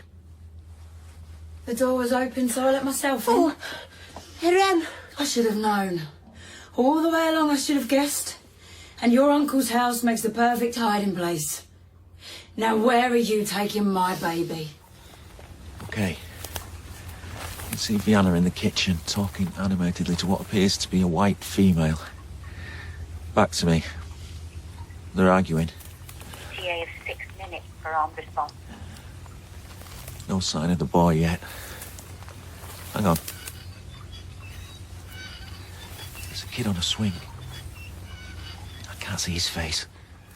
How do you know about Nelson? You said he called you on your birthday. And that's been what? 10 days ago? Police said the body's weeks old. And you didn't exactly look like a grieving mother last night. Nelson has a right to see his son. He has a right to nothing. He took my boy. I took Zachy and brought him here, and you'd have done the same. I couldn't let you take him back to Kent. Nelson wouldn't have been able to see him. And he never will again. Give him a chance, Irene. Let him see his son. He loves the boy. At least tell the Chris you've forgiven him. They'd listen to you. Where are you hiding my baby? No, please, Irene, I'm begging you. Get away from that door. I said get away. What do you think you're doing with that knife? My boy is my life, and Zachy is his. Now, don't test me, Irene. Yes. Get down! Get away from me! Mike, we're 2 minutes away. Something's happened in the house. Wait for backup. There's a car coming. And the driver matches the description of a dead man. What? I'm gonna hang up. Mike. Hello, Nelson, is it? Hey? You're looking much better than when we last saw you. Risen from the dead, have you? Nelson! Who's the Mushakai? Gather! Nelson, Charles, specially, I'm arresting you on suspicion of child abduction. You do not have to say anything. What are you doing with my son? Stop resisting, Nelson. Get your hands off, Nelson. I've done nothing. Mummy's got you now. Mummy's got you. Oh, Mummy's arm will be fine, sweetheart. It's just little blood. That's it. Mummy's got you now. It's all right, sweetheart. Oh, thank God.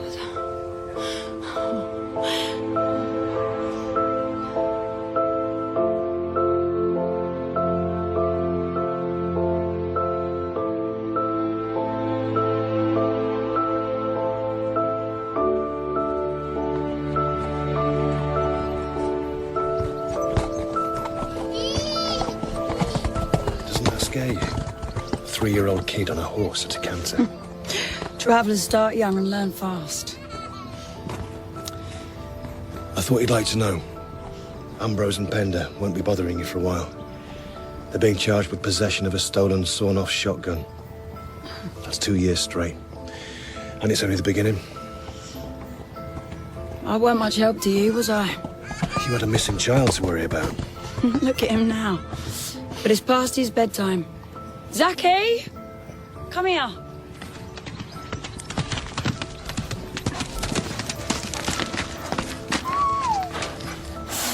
Careful. Careful with that arm. Here. Let me help him down. Come on, Zachy. Here you go.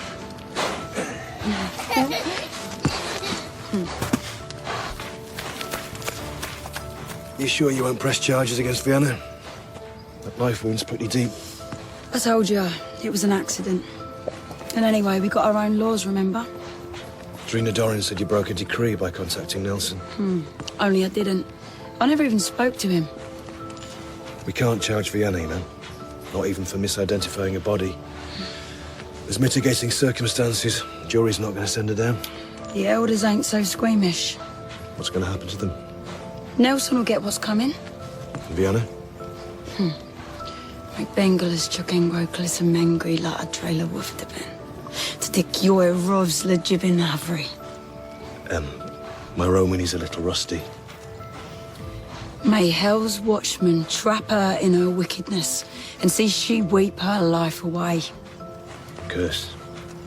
To them who believe, it's a living death.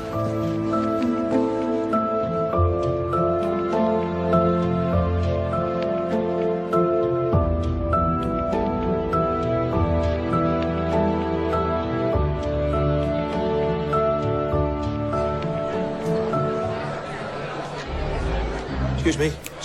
Mate. You're right there, Mike. Need some help? Hello? Large G&T here, please. Just a grapefruit juice. I'm not stopping long. Grapefruit juice and... Wasslanger. It's a lager. And a pint of lager. Thank you very much. A lot of beards in here. The northern quarter, eh? Not a quarter northern. It's a new hangout of yours then, boss? I've been here before. Young crowd, isn't it? Chloe come here, does she? She does. What's the grapefruit juice in here like? I'm trying to lose a few pounds. Get fit, all right? Chasing a younger woman taking its toll. Funny. My neighbour had a midlife crisis. Split up with his missus and started hanging out in the northern quarter. He grew a beard and started wearing a trilby. You're not going to grow a beard, are you? Has he already got the trilby? Laugh it up. You're not interested in hearing how we got on with our travelling friends? I can tell I'm not going to like it. OK, you want the good news or the really good news? The good news. Vianna, Nelson and Irene, all released without charge. Happy ending, no? Not for me. I want retribution. What did the CPS say? No reported child abduction, no missing child. Zaki was with the parent at all times. No case to answer. What about the gun? She did have a gun. Licensed to her husband. She killed a dog. In self-defence against a banned breed used for fighting, and which the Bones claim wasn't theirs. What about wasting police time? Well, we're not going to charge you. They never asked us to do anything, did they? Well, they never reported anything.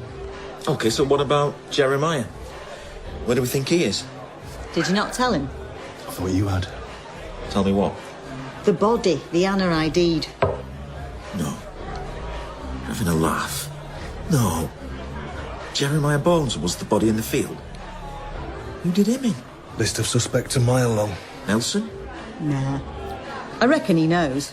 Boss and me both fancy the sons for it.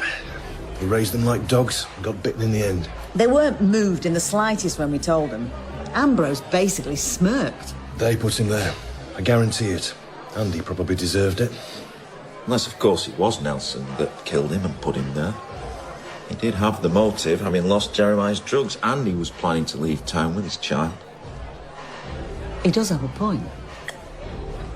We'll see what forensics come back with. You may get your retribution after all.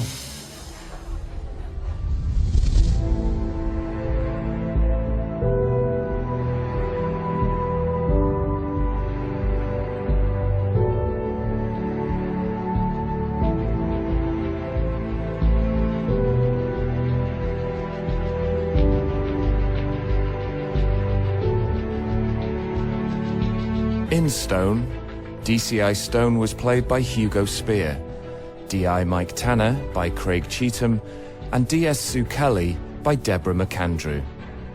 Irene was played by Candice Nergard, Vianna by Eileen O'Brien, Peter by Samuel Edward Cook, and Drina by Remy Milner. Stone was created by Danny Brocklehurst. Wishing Well was written by Alex Ganley and Dan Allum, and was directed by Nadia Molinari.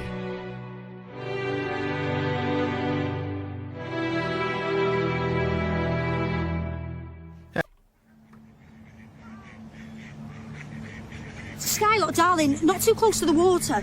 You haven't got your wellies on. Oh, Skylar, you little terror. You're gonna go the right way to...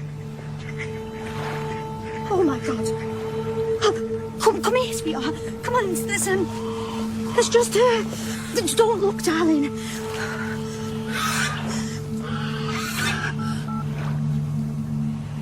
Yeah. Police, please. I've, found something. Tell me. Body was found at 9:15 this morning by a Vicky Moss out with her little girl Skylar feeding the ducks. Is that even a name? It's from the telly boss. I know where it's from. Got an ID? Nothing yet till we move him. Still in the water? I told Socko to wait till you got here. Good call. No visible blood, no obvious signs of anything being dragged across the grass. Right, we proceed as if this is a suspicious death until we know otherwise. It's starting to rain. Bollocks. Overall, sir. Cheers. Can we tent him? Doesn't look too deep. Hard to anchor it in the sediment. Assuming they could do it without stirring up 10 tons of crap. Broaden the exclusion area. I want the whole common locked off. All of it? Before the rubberneckers turn the place into Glastonbury. We're already onto any CCTV, but it's residential around the entrances to the common, so it's going to be slim pickings. Car park's a well-known dogging spot, boss. Might be witnesses. going to be coming forward in droves. Abandoned vehicles? Not that Vicky Moss can remember. And he was face down in the water when she found him. DC Coldfield's taken a statement. We're clear to move him. Fingertip search. Start with a quadrant on the other side from the car park. The other side? If this place gets as busy as you say... Although a local perp is also going to know that anyone in the car is going to be, you know, otherwise engaged. Too much information, Mike. Wallet? Thanks, Jill. There's a phone. We'll dry it out, see if we can lift anything. Cheers. Right, here we go. What's it say? Brandon Gregory Leach. He's 31, lives at 76 Burgess Court. That's just over there, boss. And it looks like he was one stamp short of a free piri-piri chicken. Evidence of a cognitive disorder? No, Sue. A loyalty card.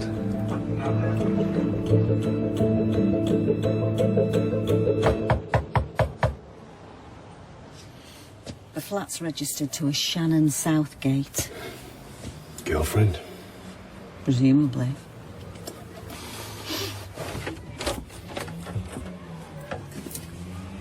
Yeah? Shannon Southgate. Yeah? DCI John Stone. DS Sue Kelly. Can we come in? He's dead, isn't he?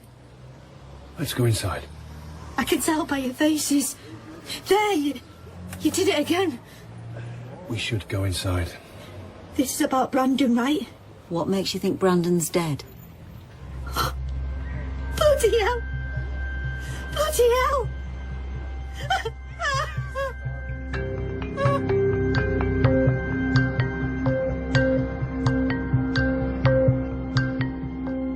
For the benefit of the tape, the FME, Dr. Layla Bregovich, has examined Ms. Southgate and recorded multiple bruising to her face, upper arms and lower abdomen. Are you able to tell me how you got this bruising, Shannon? You know, like... Tissue?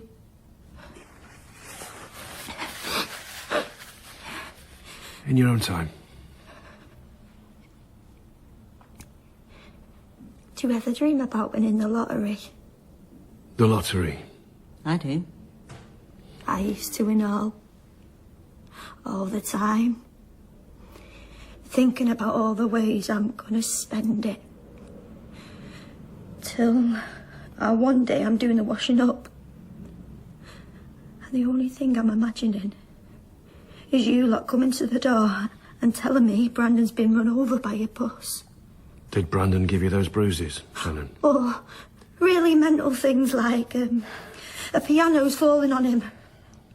Or like attacked by a pit bull. 2 pit bulls. Someone set a pit bull and a Rottweiler on him. Do you know someone who'd want to kill Brandon? In real life? Yeah. He gave me the bruises.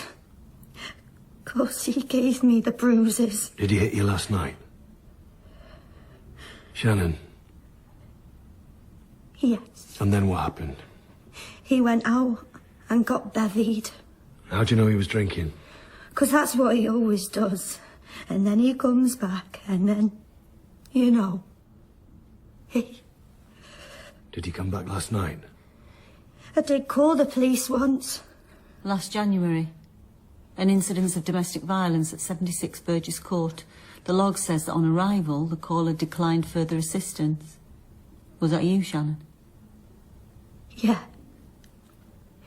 I'm sorry. Why are you sorry? Wasting police time. It's like a thing, isn't it? So last night, did Brandon come back after he'd been to the pub? No. That's how I knew he were dead.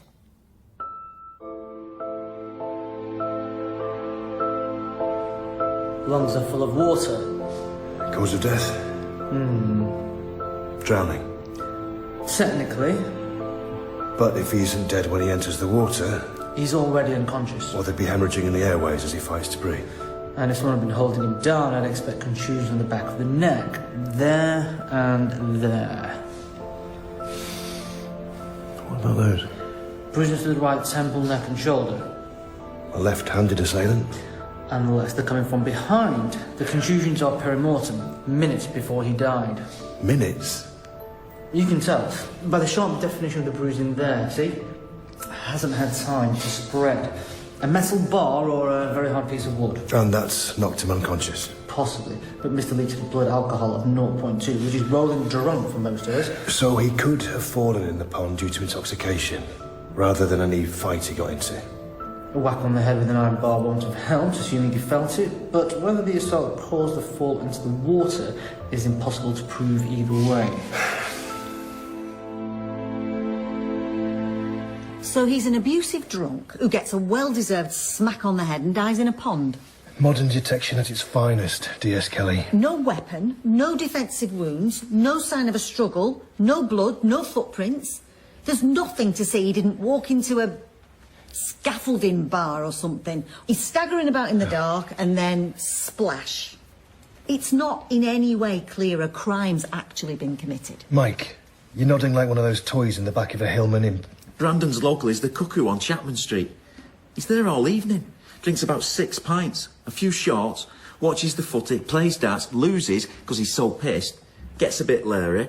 Landlord kicks him out about 11:20. It all fits. Last time I looked, you didn't have to pass a moral test to have your suspicious death properly investigated. He's still someone's little boy. Well, is he? Dad died in 2011. Mother remarried, lives in Lanzarote. We're trying to get a number for her. What about Shannon Southgate? She can barely stand. She's so dosed up with God knows what. She's got motive. We've got CCTV of Leach leaving the flats, but unless Shannon's climbing down the drain pipes, there's nothing to say she left the building. Plus, her phone has her in the flat all night. Anyone else with a grievance against Leach? He was a fitter for that big bathroom place at the back of the rugby club. Not 100% reliable, bit of an attitude. But nothing that's going to get him murdered. Record? Minors for drunk and disorderly, dangerous driving, breach of a restraining order against an ex-girlfriend, but she's living in Kent now. There was an accusation of serious sexual assault against a 17-year-old, Saoirse Keating. Brandon was interviewed, but she withdrew the complaint. Saoirse Keating? Wait, when was this? 2014. Yeah, I know that name. Saoirse. Spell it. S-A-O. Keating. It was in that course we did. Challenging perceptions in sexual crime. Sounds like you stayed awake, Mike. Challenging perceptions, Sue. You should try it. Here we go. Despite a verdict of accidental death, friends of 17-year-old Saoirse Keating remain convinced that a failure by police properly to investigate an alleged sexual assault 3 months earlier led to a bout of depression from which Miss Keating never recovered. It was a case study. Was there any way the unit could have supported the victim more, been more proactive in making sure the girl didn't drop the case? Or commit suicide. DS Kelly. Have a dig around. See if any of the family are in the vicinity, popping up anywhere they shouldn't. Boss, someone in reception. Should have said something yesterday when he came up to the depot. Mr. Gilmartin works at Paradise, bath and shower. With Brandon Leach? But about a week ago, we were on a job and Brandon's forgot his snap and we'd gone to that spicy chicken place on Cornwall Road. So he's waiting for us food and Brandon nips out for a smoke and he's like, leaning on this bollard, rolling a fag, and this young geezer comes up to him, giving him all this, And I'm watching him through the glass like, and I'm thinking, don't get involved, Brandon. I mean, Brandon's all right and everything, but he's got a bit of a temper on him. Well, it's looking like it's going to kick off, so I go outside, because to be honest, I'm thinking we could end up losing afternoon's work if the law get involved, but by the time we get through the door, Brandon's giving the fella a shove like, and he's running off, and Brandon's effing and jeffing at him. So I says to him, what was that about, mate? And he says, nothing, mate, just some dickhead.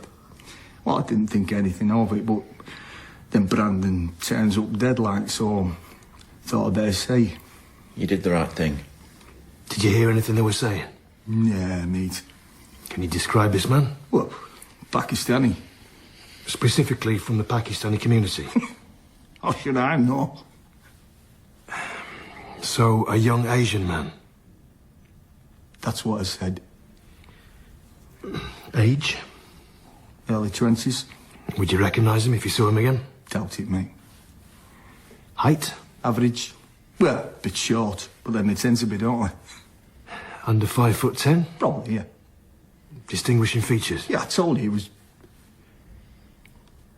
Asian. That's what I remember, okay?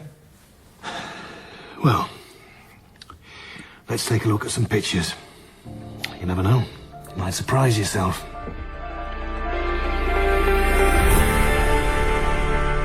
And did he?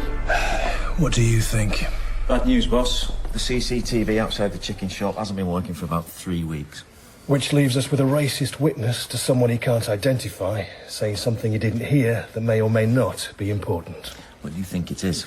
As long as we don't make any race-based assumptions. Sue?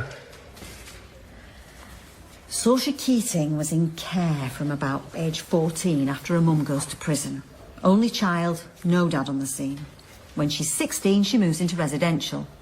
She's at college, doing pretty well. Starts going out with a Riaz Akhtar, who was 20, maybe 21 at the time. And she was still in care? That's what I said. Riaz Akhtar. What's that supposed to mean? Nothing. I'm making a note of what you said. What happened to challenging perceptions? If you're accusing me of... Stop it.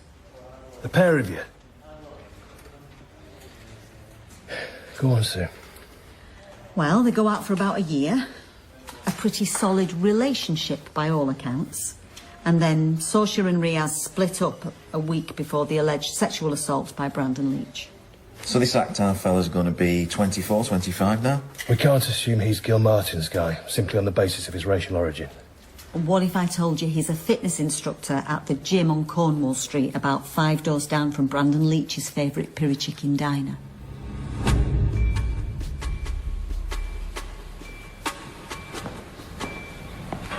Riaz Akhtar? Yeah? DI Mike Tanner?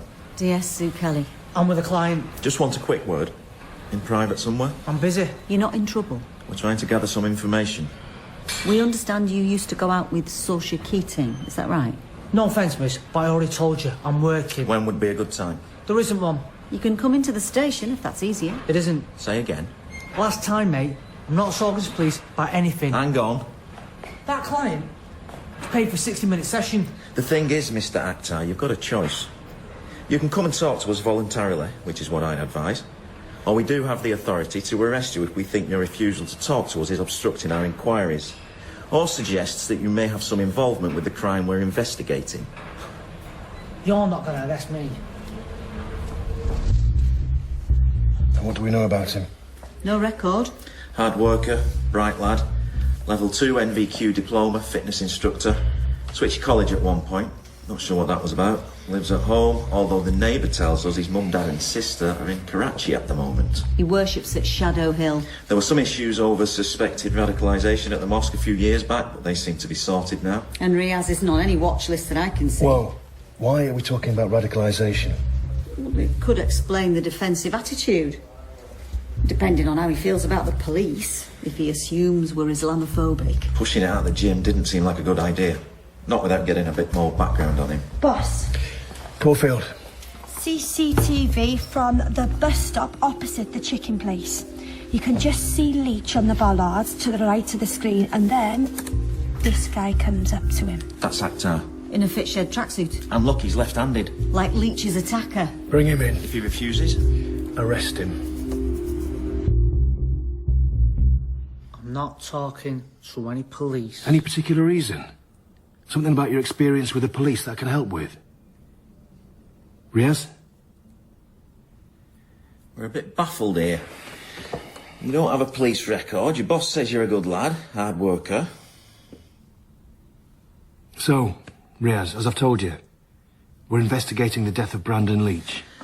I am now showing Mr. Akhtar's CCTV footage, video VE327, from the camera located adjacent to the eastbound Cornwall Street bus stop. That's you, Riaz.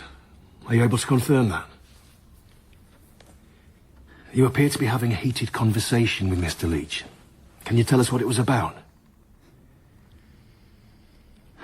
Mr. Leach was accused of a serious sexual assault by Saoirse Keating in January 2014. Were you aware of that? You were in a relationship with Saoirse prior to that alleged attack. Is that correct? Riaz? We know you were going out with her. Can you tell us about your relationship? I know where this is going. It's not going anywhere. I'm asking you. I'm not making assumptions. I'm not putting words into your mouth. Saoirse died a few months later. A lot of her friends believe she committed suicide due to the police's failure to investigate Leach properly. Is that what you thought, Riaz? You split up with her the week before. Did you have an argument? Were you still close? I can understand you might have strong feelings about the police after what happened to Saoirse.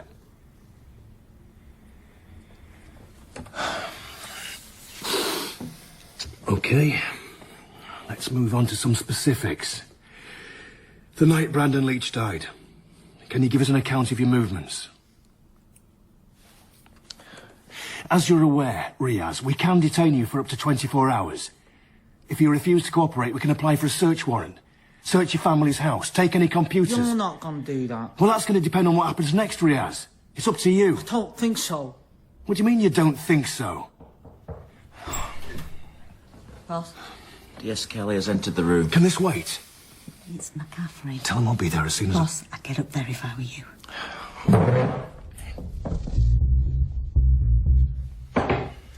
John, good. What's going on? You've suspended the interview with actor? Mike's taken over. DS Kelly's in with him. Pace clock ticking and all that. Have you met? Aditowumi Ademola. I know who you are. Please, call me Addy. Counter-terrorism. It's all right, Trevor. He knows who I am. This is about Riaz actor. I'm fully aware I'm treading on toes. Is he a terror suspect? Not exactly. Well, he is a suspect in a murder investigation. Although not one that appears to be terror-related, unless you're about to tell me otherwise. I'd never heard of Brandon Leach until yesterday. Before we get too bogged down here, it's not even clear this Leach chap was actually murdered. Well, that's what I'm trying to find out. Has Riaz said anything? Riaz? John. Won't confirm his address. Refuses to speak at all. That's my fault. Your fault? He takes things rather literally. You told him not to say anything. He's helping us. Well, he's not helping me. And if a terrorist attack that could kill dozens, hundreds of innocent people is prevented, I think most people would consider that pretty helpful. If you're asking me to close down a line of investigation, I'm entitled to a bit more than I'm getting here. I can show you some limited intelligence, but there will be redacted material. Is there anything concrete linking Akhtar to the death of Brandon Leach? Possible motive and CCTV of him arguing with the deceased 7 days before the alleged crime. 7 days? It's our best lead. With all due respect... Please. This is about a lot of things. Respect is not one John, of them. You are fully aware of the priorities here. A pissed-up domestic abuser who fell in a pond isn't one of them. Why didn't Riaz say anything? What? A word to me. I could have checked it in seconds. He's terrified. Doesn't trust anybody. What I see is a guy playing power games. When your officers turned up at the gym yesterday, it threw him into a blind panic. He doesn't look like someone who panics about anything. I should have contacted you, but I'm sure you don't need me to tell you there is a lot going on right now. This is about saving lives. Dependent on an untrained informer who, according to you, is terrified, prone to bouts of blind panic. How is this meant to work exactly? John, how can I put this? This isn't your skill set. Like what? Nor is it your call. I need you to follow Addy's lead on this. So what? I let him go? The people he's involved with are very jumpy. If they think he's an informer, they could easily kill him. But even if they accept he's being investigated for an unrelated crime, they'll drop him like a hot brick. The last thing they want is a bunch of plods nosing around one of their guys. A bunch of plods? We have to close it down. It has to be airtight. I wasn't here. This conversation hasn't happened.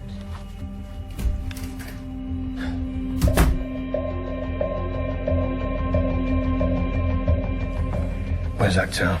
He's praying. Say anything? What do you think? There's not much point in continuing.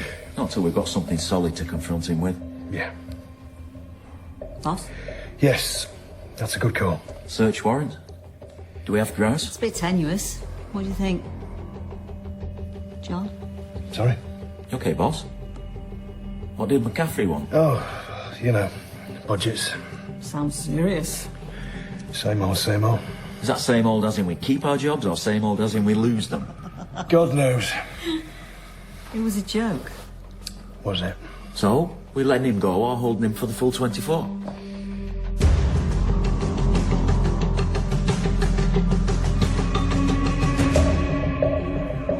Boss? He's gone. Thank you. What? Down there. Is he smirking at us? He is. Anything back on the DNA? Anything else on CCTV? Any evidence of further contact between him and Leach? We have to move. There's definitely something going on here. I need to talk to you. In private.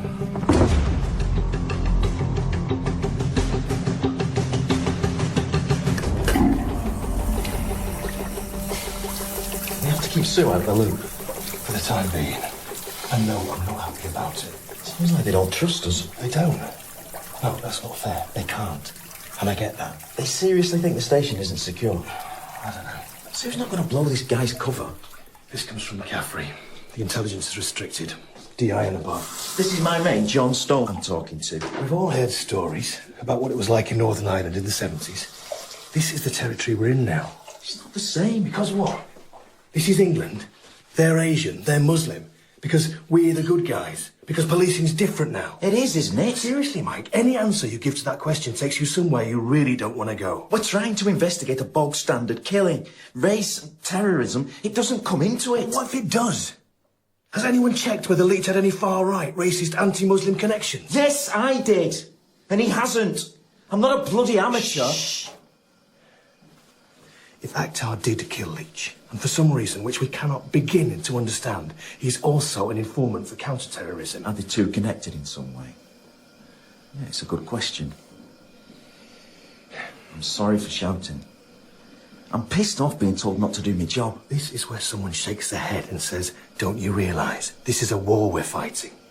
And personally, I want to give them a smack, but what if they're right? Which they are you talking about now? I don't know, Mike. I really don't know. So what are we supposed to do? Just let it drop? That's the idea. Always in the last place you look. Oh, we could have had our Todgers out. Todgers? What is it, Sue?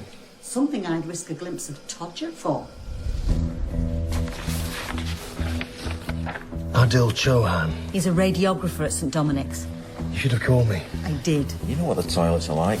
All those Todgers interfering with the signal. He was with Riaz the whole night. Riaz's parents are away, so Chauhan goes round. They watch the football and then play Call of Duty till 2 in the morning when Adil crashes on the sofa. Right. Interesting. So, I should check him out, yeah. You don't believe him? This Chauhan guy. He's articulate, well-spoken, very charming. How do they know each other? Adil says they met at the gym, but am I out of order if I say I don't exactly see him as Riaz Akhtar's best mate? I mean, is that class prejudice? Probably. I still don't get why Riaz didn't just tell us he had an alibi straight off. Like you said, attitude. But Chauhan didn't have attitude, and when I asked whether there was any reason Riaz might have issues with the police, he just shrugged. He said they don't talk about that stuff. It was like we weren't talking about the same guy. I'll put Jason on it. Jason? McCaffrey wants you on the Willis case. They're down a couple of officers. Oh, right. Good work, Sue. Thanks.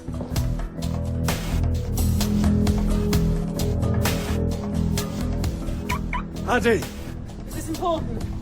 I've been trying to get hold of you for 2 days. As I said, a lot going on. Adil Chauhan. An associate of Riaz Akhtar. Associate? Friend. He provided Riaz Akhtar with an alibi for Brandon Leach. Really? Is he one of yours?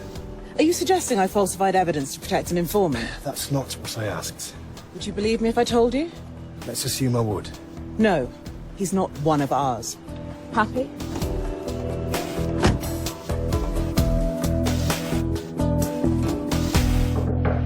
Boss. Come in. What? Brandon Leach. That's your Sudoku face, Mike. Riaz Akhtar's DNA. Oh. A case that won't lie down and die. OK, so there's all sorts of crap on Leach's jacket, mainly from the pond. But there were retrievable samples in the seams under the collar. So we've got Shannon, of course, Kevin Gilmartin, a few unknowns, and Riaz Akhtar. Leach was wearing the same jacket that's on the CCTV. There was a bit of pushing and shoving, but it's hard to believe you'd get touch DNA under the shoulder seams. But if he was dragging Leach's full body weight... Enough for the CPS. Boss! Don't get arsey with me, Mike. I'm as pissed off about this as you are. But if I'm going to blow it open again, I need something rock solid. Stone. John, it's Paul Barron, Pathology. Go on, Paul. I've got something here you should see.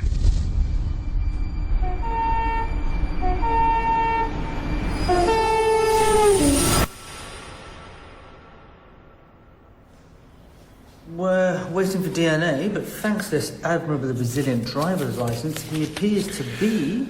Nathan Harris. And this is definitely just the one body. Boss. That's not in any way a stupid question, and yes, as far as I can tell, we're looking at a single deceased male. You right there, Mike? Definitely. Train hit. The remains recovered from under the 505 Manchester to Euston in the cutting between Levensdale and Cornwall Road. On the high-speed tracks. According to the driver who's lying diagonally. Sure it wasn't suicide? Unlikely, given that he was already dead when the train hit. Here, perimortem bruising to the right forearm, probably a defence injury, and here, to the right of the face, surprisingly clear given the nature of the remains. Same as Brandon Leach. Except that Nathan was definitely killed by the attack. Given the wood splintering, also perimortem, we're talking about a plank, probably with a nail in it, which penetrated the temple here, went through the back of the eye into the brain here. John? Sue, thanks for coming. Meet me on the fire escape in 5. A text I couldn't resist. I owe you an apology. Sue? It's all right, John. I know. Tanner? Let's just say I'm never sharing my dirty secrets with him. You'll be disappointed. I can't pretend I'm not bloody annoyed with you. Your loyalty and trustworthiness are beyond question. Which is why I need you back on the case. You think this new victim's tied in with Riaz Akhtar? If he is, I have to bring in counter-terrorism, no question. But let's find out as much as we can before I do. Nathan Harris was a residential support worker. As in someone who might have come into contact with Saoirse Keating when she was in care. Harris was working at Humboldt House up until his murder. Which is a quarter of a mile from where his body was found, and also very much on the radar of the CSE unit with regard to local street grooming. But Saoirse never lived there. She was at Barry Court, which is a semi-independent residential unit for looked-after children, 16 to 18. And Nathan Harris was at Barry at the same time, but moves to Humboldt House in 2014, exactly a week after Saoirse is attacked by Brandon Leach. Anything linking him to Riaz Akhtar? Nothing apart from Saoirse Keating. If Riaz is targeting people who he believes hurt Saoirse... Or were involved with her sexually. God knows what we could be uncovering. Mike, get me everything you can on Nathan's last 48 hours. Boss. Sue, come in with me. Sorry about the mess. Just shift that stuff. Grab a seat. Coffee? We're fine. Listen to that. What? Exactly. It's noisy in this place. Nathan get killed like this. In fact, I don't want to keep that door shut for too long. It's hit the young people hard. It's hit me hard. Nathan was popular. You're not supposed to be popular. So what? He was too popular? No. No, if you're thinking anything like that, you're backing right up the wrong lamppost. What did you think I was thinking? Unmarried bloke, 36 years old, lives alone, still working in residential support. Never climbed the greasy pole. Gotta be something dodgy going on there. Was there? If you can find someone to say a bad word about him... Mrs. Devlin? Nathan was the real deal. He did the work for its own sake. He wasn't cynical like everyone else, including me. And he didn't get on your nerves for being such a bloody saint. Sorry. Terrible flatulence, though. He came here from Barry Court in 2014. Is that right? Their loss, our gain. Do you know why he moved units? So Nathan was famous for doing amazing work at Barry. But the outcomes were extraordinary. Then along comes this young resident, must have been 16, 17. She develops a serious attachment to Nathan, basically completely besotted with him. The girl's damaged, she's over-sexualised. It's a hazard of the job, and well, let's be honest, I've worked with one or two, mainly men, who actually get off on that kind of thing. But not Nathan. He's straight in with his line manager. It's not appropriate for me to be working in the same unit as this young woman, for her sake and mine. Management say, fine, we'll move her. But Nathan won't have it. He says you can't disrupt her life again, make it her fault. Point blank insists on a transfer. Management were not happy. Saoirse Keating. Oh, for heaven's sake, you knew about it. Don't play games with me. No wonder the kids don't trust you.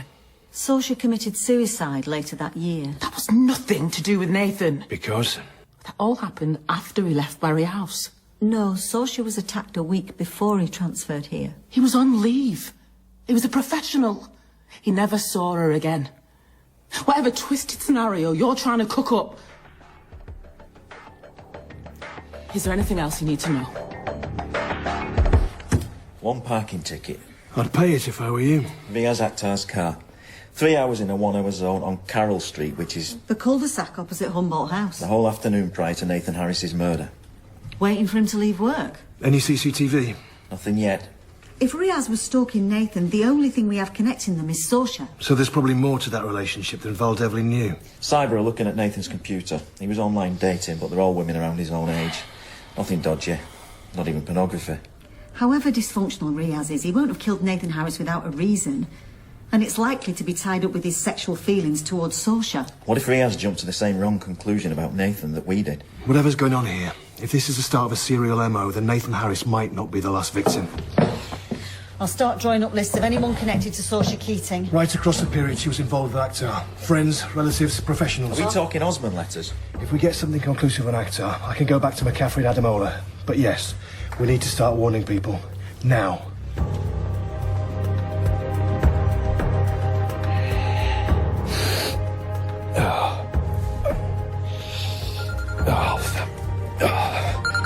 Hang on, hang on. Ow! Ow, ow, ow, ow, ow! John? Sorry, Sue. I fell out of me eagle.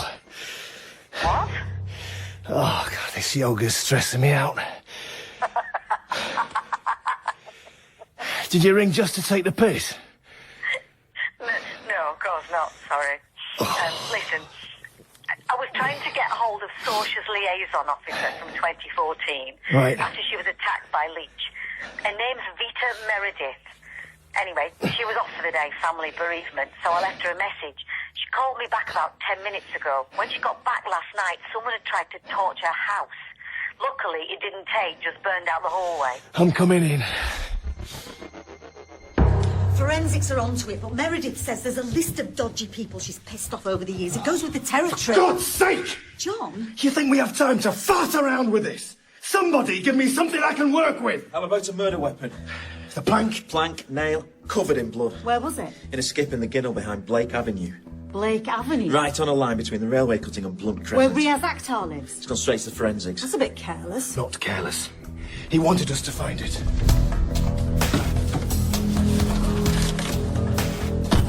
What happened to running it past McCaffrey and Adamola? Well, I suppose I could wait until I have another dead body to take to them. Turn the tape off. I can't do that, Riaz. And we're back where we started. Depends how you want to play it. I can't be here. You're not the first person to say that. I demand to speak to Addy. We've contacted DCI Adamola on your behalf, as requested. You are in so much trouble. I'll enjoy seeing you get your balls roasted. Let's talk about Nathan Harris. You can't touch me. So you agree you were involved with his death? I'm not falling for your games. I can hold you for 24 hours. No, mate. Addy's getting me out of here. And tomorrow morning, we'll have the DNA back on the blood-stained plank recovered less than 300 metres from your back door. What do you think we're going to find, You have no idea what's going down, and it all depends on me. Is that important to you? What kind of question is that? Being in control. Does that give you a good feeling? You tell me you're the big detective. I am. And I know that Brandon Leach and Nathan Harris died within a week of each other. Last night, there was a failed attack on Saoirse Keating's liaison officer. And the only thing those three people have in common is you. You're the one that's killing people, not me. So what's the connection, Rhea? Innocent people. All gonna die because of you. Join the dots for me. Why would someone inform for counter-terrorism at the same time as murdering Join people? your own dots. Do you think you can earn yourself some kind of immunity? I'm the good guy here. Look, let me make this very clear. You are not in control, and you do not have Looks immunity. like I'm in control for where I'm sitting. If a case is found against you for any of these attacks, you will be held accountable. You should be thanking me. Did you kill Brandon Leach? No comment. I can understand why you'd want to. You weren't the only person who thought you'd gone unpunished. Talking to yourself, mate. Nathan Harris. Saoirse liked Nathan. More than You liked don't him. know anything about Saoirse. How do you think she'd have felt about you smacking a knife She'd have through his thanked me. head? Were you jealous? Jealous? Were they sleeping together? No, man, he got it all wrong. She was in love with him. She was not in love with Nathan. He was in a position to exploit She that. loved me. She loved me. Yeah, but you weren't going out with her anymore. Leach attacks her. She's desperate. She don't have no one to turn to. No one. Her head's masked. It's not like she's not tried to top herself before. And she goes to the one man she trusts. She goes to his house. You know what he does? You know what he does? Tell me. Nothing. Sorry?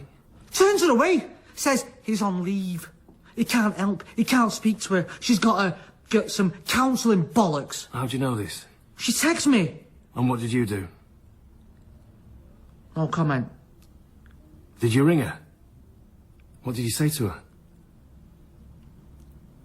Did you answer a text? There's no point me even trying to explain it to her. Why did you split up, Riyadh? No one's ever going to tell me what to do with my life ever again. Did someone tell you you couldn't go out with Saoirse Keating?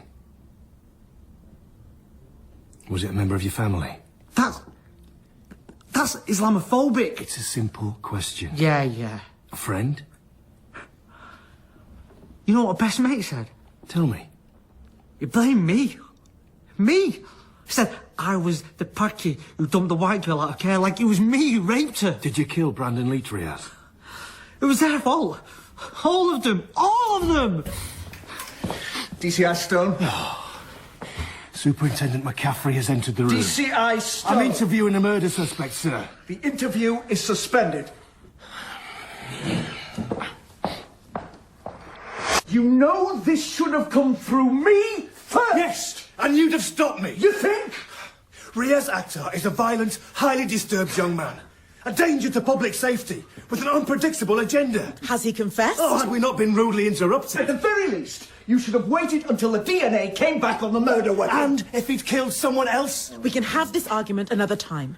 Right now, I need Riaz back on the street in the most discreet way possible. Oh, have you any idea how unstable he is? When will the results come back? Tomorrow. If I'm lucky. If the DNA matches, you must go ahead and do exactly as police practice requires. Police practice? Do we have an agreement?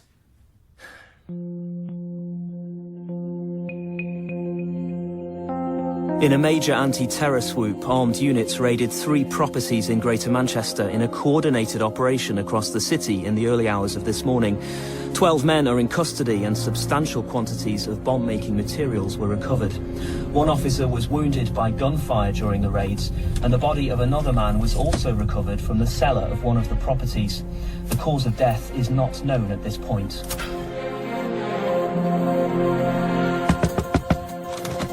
Addy, hang on. John, I've got about 10 seconds. The dead man. It's Riaz, isn't it? Throat was cut. Probably about 2 hours before the raid. If it's any comfort, I don't hold you responsible. I certainly won't be pursuing a complaint. I beg your pardon? There was a photograph of him leaving the station on one of the suspect's phones. You know, from yesterday. What? But there could be 100 different reasons why they became suspicious of him. No shit. And Adil Shahan?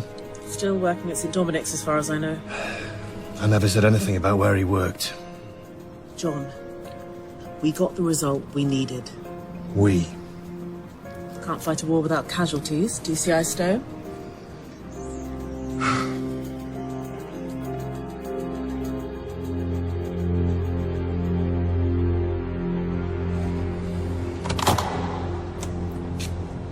Boss? You know you're on the CCTV. Ready for my close-up. Terry Gifford says you've been stood up here for 40 minutes. Oh, we can read a clock. Give that man a promotion. You coming in? Any particular reason? DNA's back on the murder weapon.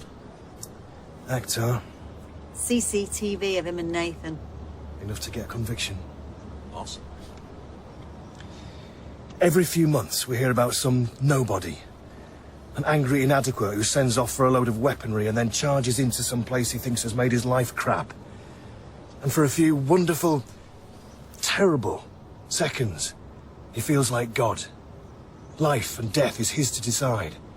Till he gets one through the head from a police marksman. They know it's gonna happen. It's part of the plan. A lot of effort for a small return. John? Riaz didn't bother with it in mail order. He used us. We were his weapon. Law enforcement pulling 2, 3 directions. Fighting terror, accountability, diversity awareness, challenging perceptions.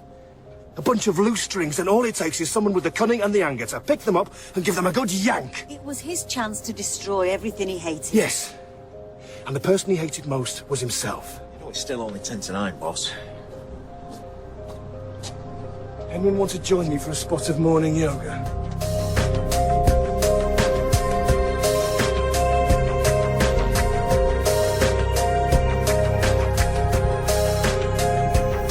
In Stone, DCI Stone was played by Hugo Speer, D.I. Tanner by Craig Cheetham, and D.S. Ceallach by Deborah McAndrew. Riaz was played by Sushil Chudasama, McCaffrey by Conrad Nelson, Addie by Chrissy Bone, and Shannon by Kimberly Hart-Simpson.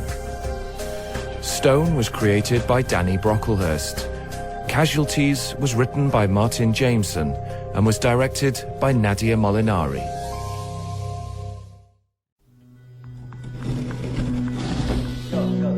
Check out. You've seen me at a bus stop and she's sparking up a fag. You hold your bag tighter as you put away your lighter. You look the other way as you clutch that bag. Pretending not to judge, but I know. Hi, by the way, my name's Joe. Envy is a deadly sin, bro. So's your rabbit. Stinks so bad in here. Oh, hello. Skanks, man. Kick 'em out. Oh, they're sleeping. Leave them alone. Nah, they're not. They're dead. Shut up. This one's got a pulse. Mike, Christmas party. I don't believe I've collected your subs. Much. 40. 40 quid? For some warm beer, soggy canapes and a Stone Roses tribute band? Morning. Since when did we start paying for the Christmas party anyway? Tight one. I've got 2 suspicious deaths for you. Unknowns, male and female. Believed to be homeless, found in a derelict school building on Rayleigh Road. Rayleigh? That's my old school. You went to school? A third unknown, also believed to be homeless, is currently in ICU. Sue, can you get onto the infirmary? If he comes round, I want to know as soon as. And find out who's responsible for the Rayleigh Road site. Okay. Tanner, no running in the corridors.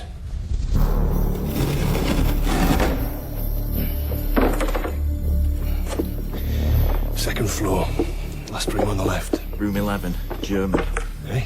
That's where we had German. Her Crompton. Chronic BO. Child cruelty it was. You know, boss, I think it's still lingering. Scheiße. Pay attention, Tanner. There's no floor there. Yes, thanks. Jolene Ford, forensics. DCI Stone. This is D.I. Tanner. Call me Mike. Both of our deceased. Sue. Sorry, boss. Got this. Sue, what can I do for you? Sorry about that. Please carry on, Jolene. Both of our deceased have vomited. Skin has a blue tinge, and this was found close to the bodies. Spice. Spice, K2, Black Mamba, Bliss, Kryptonite, Charlie Sheen. Synthetic cannabinoids. This one's unbranded and clearly very dangerous. Tanner, how are John Doe's woken up? Well fit. Do you reckon she'll be going to the Christmas party? Who? Jolene. Why don't you ask her? No chance. Nothing ventured. Want it to be more organic. Organic. Right. Jolene, Jolene, Jolene, Jolene. Oh, when will I see you again, Jolene? Next time someone dies, I expect. You know that's not the words. What? To Jolene. Yeah, whatever. What makes you think she's single anyway? She were, you know, giving me that vibe. Sue will know. Know what? If Jolene's going to the party. You working Christmas Day? Nope. I got the whole week off. How'd you swing that? Appealed to McCaffrey's better nature. Got one of those, has he? Alice is coming to stay. First Christmas together since Cat left. Done a room up as a surprise. Chloe's been helping me. Got her bunk beds for when she wants a pal to stay over. A few toys. New books on her desk for doing her homework. Even hidden an iPad in the drawer. You're well soft, man. Ah, you wait till you have kids. Childbearing hips. You what? Jolene, childbearing hips. Sound like my granddad. I'm just saying, she got nice hips.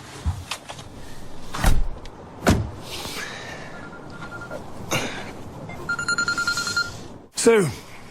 Boss, land is owned by a Callard development. We're in contact with security footage. But bigger news, I'm afraid we've got 2 more bodies. A couple of young lads found at the homeless shelter on Kent Street across from Rayleigh Road. Shit. Okay, get down there and see what you can find out about spice dealers in the area. Says his name is Rigger, but that's all he'll tell us. I'll leave you to it. Thank you. Rigger, how are you feeling? Who are you? I'm DCI Stone. Laney and Daz, where are they? Rigger. Look, I have to find Laney. Death trapped that building. You have to find it. What does Laney look like? Red hair, blue eyes, beautiful. Rigger, do you know why you're in hospital? Please find it. You smoked a highly concentrated form of synthetic cannabinoid. You're very lucky to be alive. What? No. Sorry. The man and the woman you were with both passed away. No, no, no, no! I'm afraid so. Look, I know this is bleak. You are our best chance to find whoever supplied you. And stop them before anyone else... Rigger, where did you get the gear from? Laney had it. Do you know where from? No. You use this stuff regularly? Come on, Rigger. I'm not exactly going to charge you with possession. Who is selling it?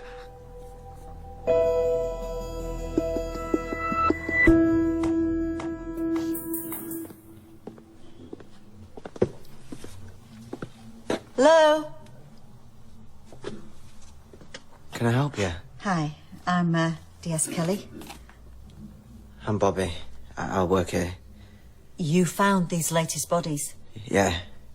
In the toilets. Your forensics are in there now. I can show you. Thanks. Did you know the lads? Ryan and Kamal? Are you okay? Yeah. You think you'll be able to find the parents? We'll try our best. You worked here long? About 3 months now. Sue, hi. Hey. You okay? Yeah, just came from a suicide in Bolton. Joys of Christmas, eh? So what we got? More of the same, I'm afraid. All signs of synthetic cannabinoid overdose. Found this in the lad's pocket. Just kids. Bobby, is there somewhere we could have a chat?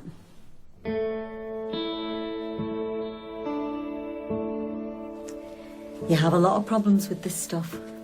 We don't allow usage on the premises, but you can't control what they do when they leave.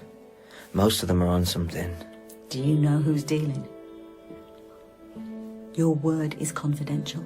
No, sorry. There's a lot happens in the shadows. I need you to alert everyone that there's a bad batch around, whether they're users or not. And if you or anyone else comes across more, please contact us immediately. Of course. Do you have CCTV? Yeah, I'll show you.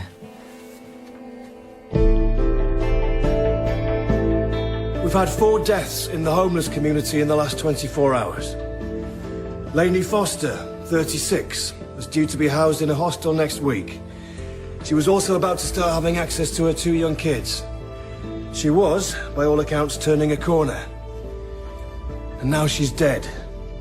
Darren Collins, 32, known to suffer from mental health issues, recently put on the streets when the care facility he lived in was closed due to funding cuts. Dead. Ryan Dealey and Kamal Michaels, 16, on the streets on and off since they were 14. Should have had their whole lives ahead of them. Both now dead. The drugs formerly known as legal highs were made illegal 7 months ago. There are some shops still selling them under the counter. We don't know how much of this stuff is out there, where it's coming from, or the potential death toll. I want increased police presence in the area. Question the locals. Sue, go through the Kent Street shelter CCTV. Tanner, let's go shopping. Right, mate, you got any spice? No, man. I don't sell that gear no more. Come on, pal, I'm desperate. You have a wonderful time. I love you too. Bye. Bye-bye, sweetheart. Who's that? McCaffrey. Who'd you think?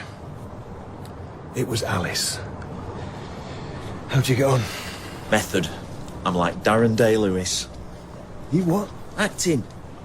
If you mean the triple Oscar-winning actor Daniel Day-Lewis, you're just like him. It's uncanny. Like to see you do better. So? Nout. He's clean.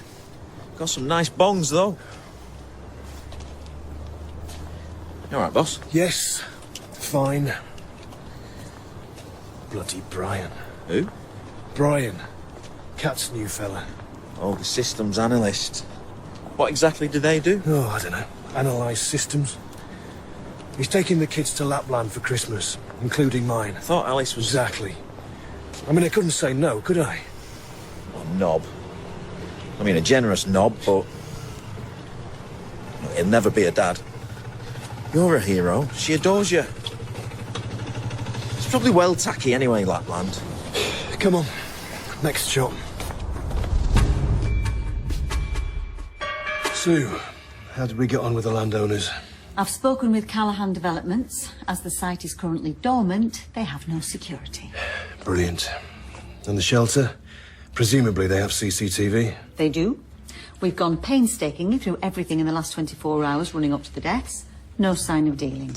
But there's a fair bit of consumption, which is allegedly banned on the premises. Turn a blind eye? Yeah, everyone turns a blind eye when it comes to the homeless.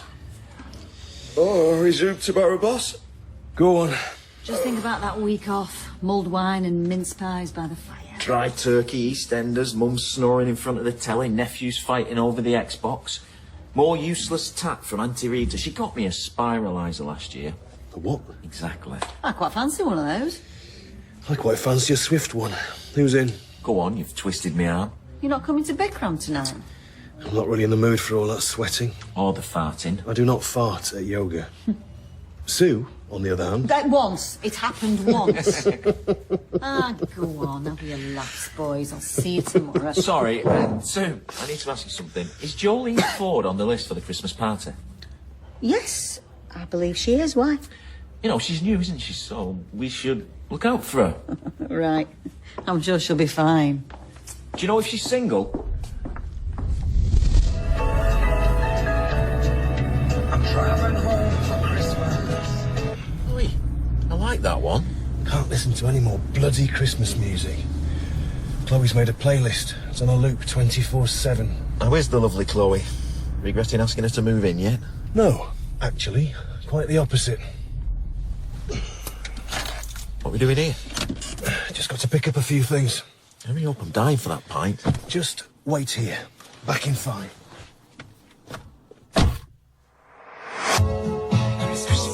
I wrapped it up and sent it with a note saying I loved you, I meant it. Now I know what a fool I've been, but if you kiss me now, I know you'd fool me. Humbug. What is all that? Daniel, time to get into costume. You what? I thought we were going to the pub, not a fancy dress party. Dressed as... Where'd you get this stuff? My old gardening gear. Don't have much use for it in a loft apartment. Here, these should fit you. Well, can always roll the bottoms up. Boss? One night. We just need to earn their trust. What you on about? We are going undercover. No, we are not. Oh, yes, we are. Not a chance. I'm not kipping outside in December. Are you mad? Freeze me bollocks Just off. as well I brought these then. Boss? And not a word to Sue. It's not exactly official. I can't feel my toes. I go through it again. I'm Mikey. We're living in a hostel in Wakefield, but it got shut down. Did 6 months for theft last year. Just trying to keep my head down, get it together. Very good, Mikey. Go on, do yours then. Jono was at the same shelter in Wakey.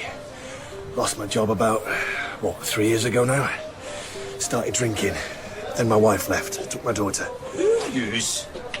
I'm Jono. He's new? Yeah. And this is Mikey. Daniel, what everybody calls me D-Man. Oh, aye. I'm Jammy. Everybody calls me Jammy. He's hungry. Come on. Scran's no bad. Get a kip here for space. £5 a night. Sound. Here, see that in that job? Radio City. Always got that wee radio in his shoulder. Never talks to MD.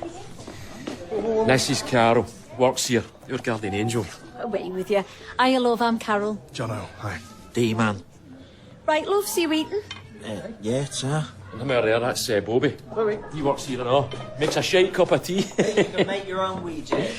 And that's Tash, Moses, Charlie, Mad Dog, Jackie, Vlad, and Yo-Yo. Oh, and this is Queenie. Queenie, New Cats, Jono and D-Man. Welcome to the ring. You've been so You know the score. Disrespect me, I'll kill you. Oh, rap it, yous! She's mine!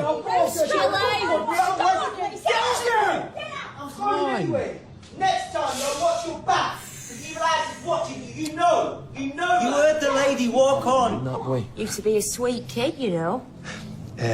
I'm busting. Where's the boat? We find an opportunity to ask about gear. Subtle. Keep it casual. On it, boss. Hey, at least we can kip here. I was not looking forward to a night on the street. And take beds off those who desperately need them. Boss. It's Jono. Keep your voice down, D-Man. It won't get you sleeping back.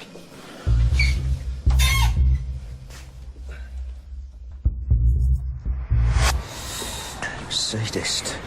One night. It's not going to kill you. Won't it? You alright, troops? Was there no room for yous? Hadn't got the dosh. Aye, you're in your pal. Heading I get now, saving up to get my wee boy his Christmas present. How old? I'm nearly 7 now. You get kids? Daughter. Alice. I'm struggling. Where can I get sorted? Spice, like... Don't ask me, man. Don't touch your stuff. Watch yourselves. Been some snide gear going about. Woman died for it. Laney and Big Dazzle. 2 young lads and all. Go on, man. God bless them. Believe in God. I'm covering my bases, John. You better shoot, boys. She's about. Latest, man. Can't we at least take shelter in my old school? Boss, come on. No. We need to get a proper view of the comings and goings. I'll give you comings and goings. Why are we even doing this? What? Trying to solve 4 murders? You're just homeless, right? If it weren't the spice, something else would see him off. I didn't mean... Society has already failed these poor bastards. We will not do the same. Sorry, it's not much. Oh, no, thank you, thank you. Merry Christmas. Merry Christmas. Merry Christmas.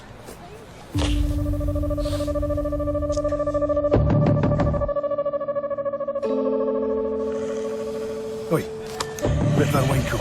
Wakey, wakey. Yeah. What? You're snoring. No. Lady!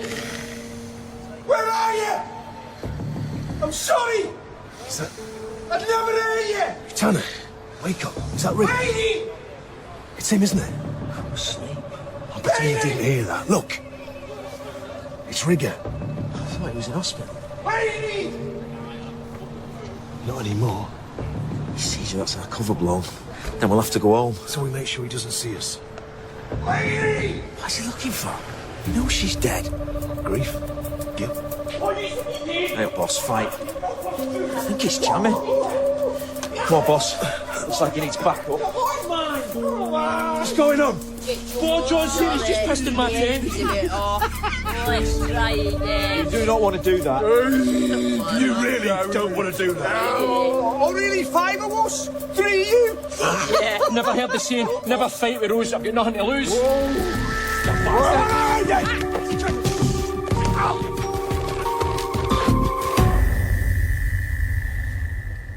Hello? Hello? Can you wake up, please? This is the police. Very funny. Excuse me? Oi, turn that light off. Oh, yes, wake up, it's police. I'm PC Khan and this is PC Stand Up. We've had a complaint about attack on members of the public by 3 rough sleepers in the area. Stand up, please. Nothing to do with us, miss. Really? You 3 match the descriptions perfectly. Perfectly. You're coming down the station. No, you can't do that. They attacked us. That clown pissed on my tent. Yeah, and you can't do that either. We can. And we can also have you charged with resisting arrest. Oh, yeah? Hi, I'm DCI Stone. This is DI Tanner, and he's with us. Oh. Right, well, sorry, you look very convincing. Method. They run along, eh? There you are. Use police. No danger.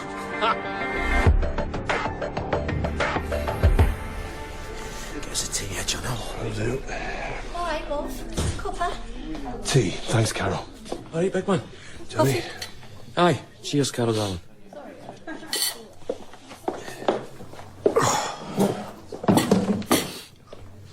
I'm going to dub you in, Jono.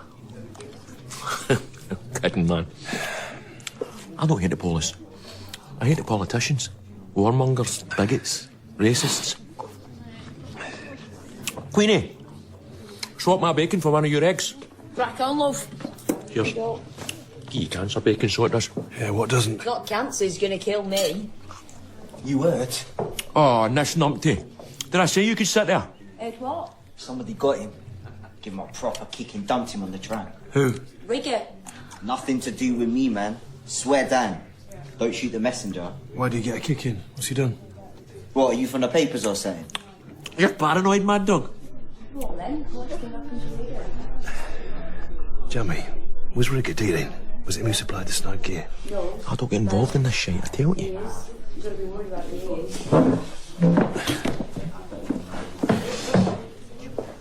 Jamie,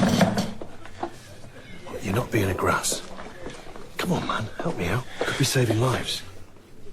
Jamie. Aye, all right. It was Rigger. But you didn't hear that from me. Thank you. Here, take this. Get your son something nice for Christmas. Go on. You're more than deserve it.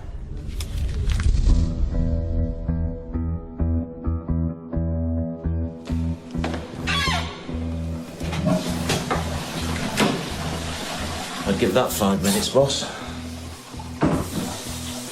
Randolph, look. Mortimer, we're back. You what? Trading places. Trading places? You've never seen Trading Places? It's a classic. I'll get it for you on DVD for Christmas. We've got a lead. If he can still talk. Yeah, I can confirm Rigger was found unconscious on the tram at Eccles around 6 a.m. this morning. He's taken a right beating. Where is he now? Back at the infirmary. Okay, thanks, Sue. We're on our way. Got a ticket. Okay. Okay. Doesn't spending a night with the homeless put things into perspective somewhat? Chloe, love. Where are you? I just got in. I'm fine. I had to work late. Fell asleep at the office. Oh, for God's sake. Well, make sure you get home tonight, okay? I am cooking. Steak béarnaise sauce. Oh, right now you have no idea how good that sounds. Oh, and there's one other thing. I've got to work. Christmas Day. I've got 2 off sick, norovirus. They changed your rota. Sorry, love. They should have Alice, eh?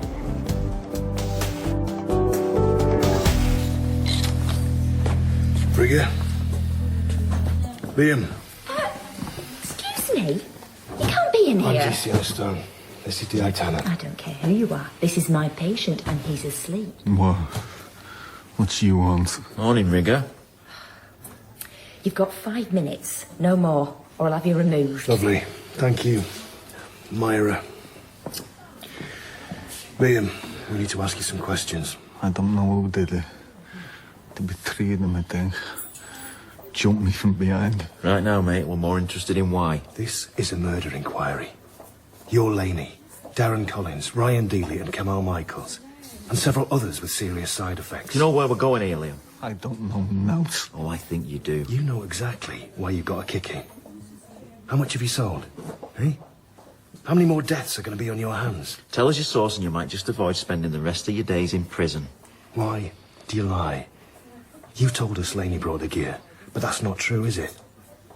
Rigger, you're responsible for 4 deaths so far. No, this is a nightmare. Please tell me this is a nightmare. Oh, it's a nightmare, all right. But nothing compared to life at the institution formerly known as Strangeways. I didn't know anyone was going to die, I swear. I'd never do anything to hurt her. I loved it. Where did you get it from? There were a drought. Weeks, man. Folk were going over to Leeds to fix. The boom came back to the mank. I didn't know it were going to be that strong. Rigger, where did it come back from? Who? Just some guy. Come on, Rigger. Some guy outside the office. Murder, manslaughter, the sentences aren't that different. A name. That's all we need. Or we wrap up this case now. You go down, and I go home and put my feet up by the fire with a mince pie. Come on, Rigger, one name. Whoever sold this to you, you think they didn't know it was snide? Eh? They didn't care. All they care about is profit. They are responsible for Laney's death. They killed her. I can't. Yes, you can. No, I can't. He'll take me down with him. No one's going to believe me. I will believe you. He's nuts. Don't seem it up front, but he is nuts. He'll kill me. We can protect you, Rigger. I promise.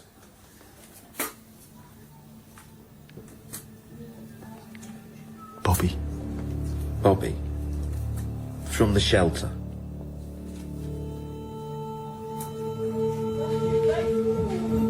Hello? Excuse me, any other staff around? Just in the office here, mate. Oh, hello. You two smartened up. You up and called today? I'm DCI Stone. This is DI Tanner. Wow. Well, you had me convinced. You're so gullible, Carol. That's what my husband says. Well, I married him. You're not gullible, we're just good actors. What's going on? Boarding the place up. Council shut us down because of the deaths. But apparently negligent and unfit for purpose. Can't blame you for any of that. Oh, any excuse. You know how much this land's worth these days? Reckon they'll sell it off? Of course. It's bound to happen eventually. Is Bobby around? No, he's due in at 5 to pack everything up. He was devastated when I broke the news. He's not the most stable lad. I sometimes wonder why they let him volunteer. Do you have an address for him? Sue, can you check an address for me? Go on. 17C, the Rope Building, Riverside Wharf. Riverside Wharf. Oh, very nice. Tanner, what you got on our Bobby? Hold on.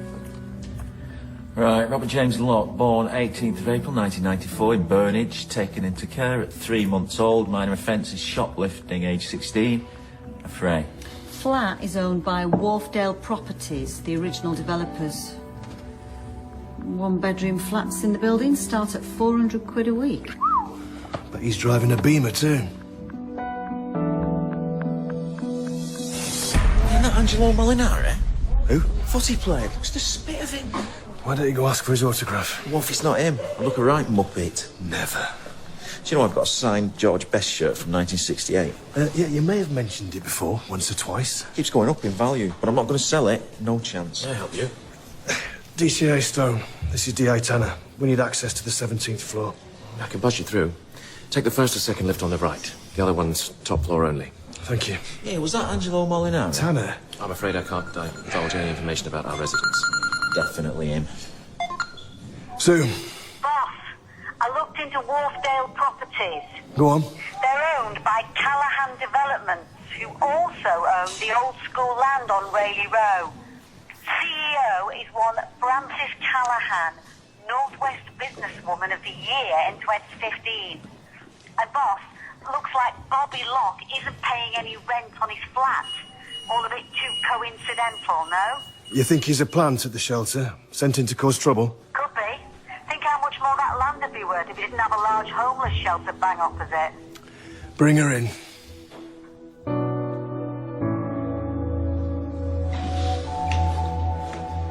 Jono, what are you doing here?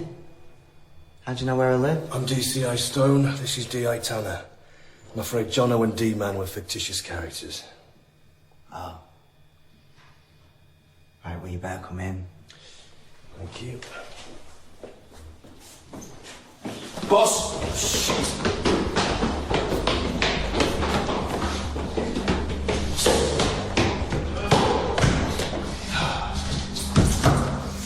Security door. Get down to concierge. Get a pass and alert security. Do not let him leave the building. Boss. Mike! Mike, come back. Excuse me. Can I help you? I'm DCI Stone. Do you have a security pass for these doors? Oh, yeah, sure, just to know. Sorry, it's in here somewhere. Oops. Oh, no, Jim can't. Put me in handbags here. There we go. I'll need it back. Let's go on. Fire exit. Go! Hold on, stop. Listen. He's going up. Toward the roof. What the hell? Keep up, boss. Shut up and run. But they for a man, that.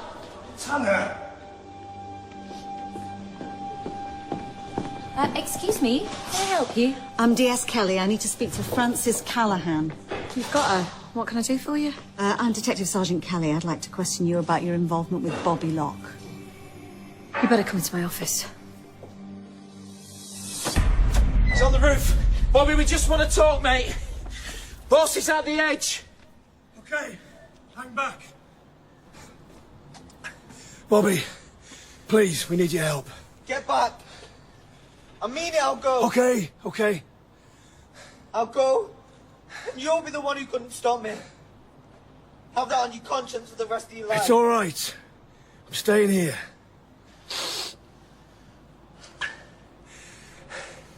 I thought about it too, you know. Oh, yeah? Yeah, Why didn't you do it? I'm a father. I never had one of them. I'm sorry to hear that. Bobby, what can we do to help you? You can talk to me. What team do you support? Red or blue? Don't like football. Bunch of overpaid wankers. Yeah. About music, what bands do you like? I don't want to chat shit to you. You don't have the answers, do you? Okay. Who has got the answers, Bobby? My mother. You want to talk to your mother? Yeah. Yeah, I do. Okay, well, why don't we call her? What's the number? No, I want to hear. Okay. Bobby, what's your mum's name? How can we contact her? She works over there. Callahan Developments. She owns all this, you know. Frances Callahan. That's her.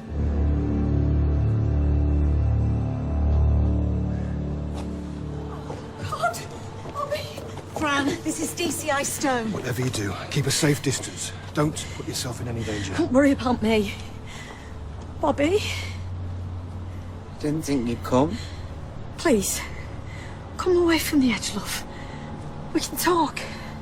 Now you've got time for me. I didn't realise you felt Why'd like... you ever think about how I felt? I had no idea it'd come to this, please. We can have a fresh start, I promise. Come on, Bobby. Let's go somewhere safe, where you two can talk. Too late. I'm going down. No, Bobby, please. What can I do? Do you need more money? A bigger flat? What can I do? You never hugged me. You never even held my hand. You're a grown man. I was your baby. I grew inside you. I know. Look, this isn't easy for me either. I've got a family now. One day I'll have to tell the girls about you. Do you hug them? Of course. Do you hold their hands? Of course. Don't you think they'd want to meet the big brother? If that's what you want. I want it to be what you want. Why did you really give me away? I don't think this is the time. Oh, this is the time. Believe me, this is the perfect time. I'm sorry. I can't change the past. I was young. I was young. I was young. You know, I used to make you a Christmas card. Didn't know where to send it to, but I made one every year. I always thought about you on Christmas Day. I wondered what you'd be doing, what new toys you'd be playing with. I thought you'd be happy. Happier with your foster parents than with me. I had 15 different foster homes. Care homes. I never had parents. I'm sorry. Look, we'll start again, I promise. It's too late. I'm going down one way or another. Bobby, that's not true. What I don't understand is how you could be a mum for 3 months. I mean, some women give babies away when they're born. Some don't even look at them before they're taken away, but you... You had 3 months of looking after a tiny baby. Holding him when he cried. Changing him, feeding him, watching him grow. You named me Robert James. And then you abandoned me. No. It wasn't that simple. I fought for you. They wanted me to... I went to the hospital. I was 11 weeks pregnant. You had fingernails. Your heart was nearly fully formed, but couldn't do it. Dad wouldn't talk to me for months. I wanted to prove them wrong. I tried, but I was so good. It was relentless. I had to leave school, everyone judging. And they were right. I'd leave you crying because I was crying. I'd leave you lying in your own shit. I wasn't well. I wasn't the mum you deserved. Well, who was? I'm sorry. Well, let's go inside, please. Talk somewhere safe and warm. Inside? That's where I'm heading if I don't jump, you know that. Life or life. Bobby, that's not the case. Of course it is! What are you talking about? I did it for you. Did what? What you wanted. What are you talking about? You said, show your initiative. Prove myself. I was trying to give you career advice. Yeah, I know. I had it all worked out. Volunteered. Got the job. Worked hard. And waited. Inspection date a week before Christmas if the shelter were found to be unsafe. Flooded with gear.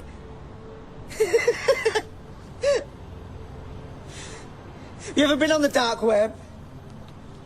All you need is a Tor browser. You can buy anything on there. How'd you like ever police that, eh? Oh, God. I did it for you. No more vagrants on your doorstep. I didn't mean that. What have you done? You're not well. No. I didn't mean anyone to die. I didn't know it would kill people. Loads of them smoke it. I never saw anyone die. Bobby, can you identify your source for the gear? If we can prove these deaths were accidental, you might escape a custodial... You're lying! No! I swear! Did you find their parents? Ryan and Kamal? Not yet. Bobby, what have you done? What have I done to you? Oh, come here. I just wanted you to love me. I wanted to love you too. I wanted to be a good mum. I'm sorry. I'm so sorry. It's okay. Don't cry, Mum.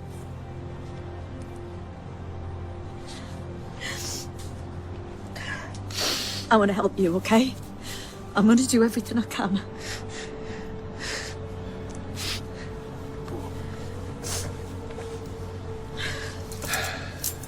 Robert James Locke. They're arresting you in connection with the murders of Laney Shaw, Darren Collins, Ryan Dealey, Jamal Michaels. Do you know how to say anything? It may hardly defensive. Do not mention when questioned.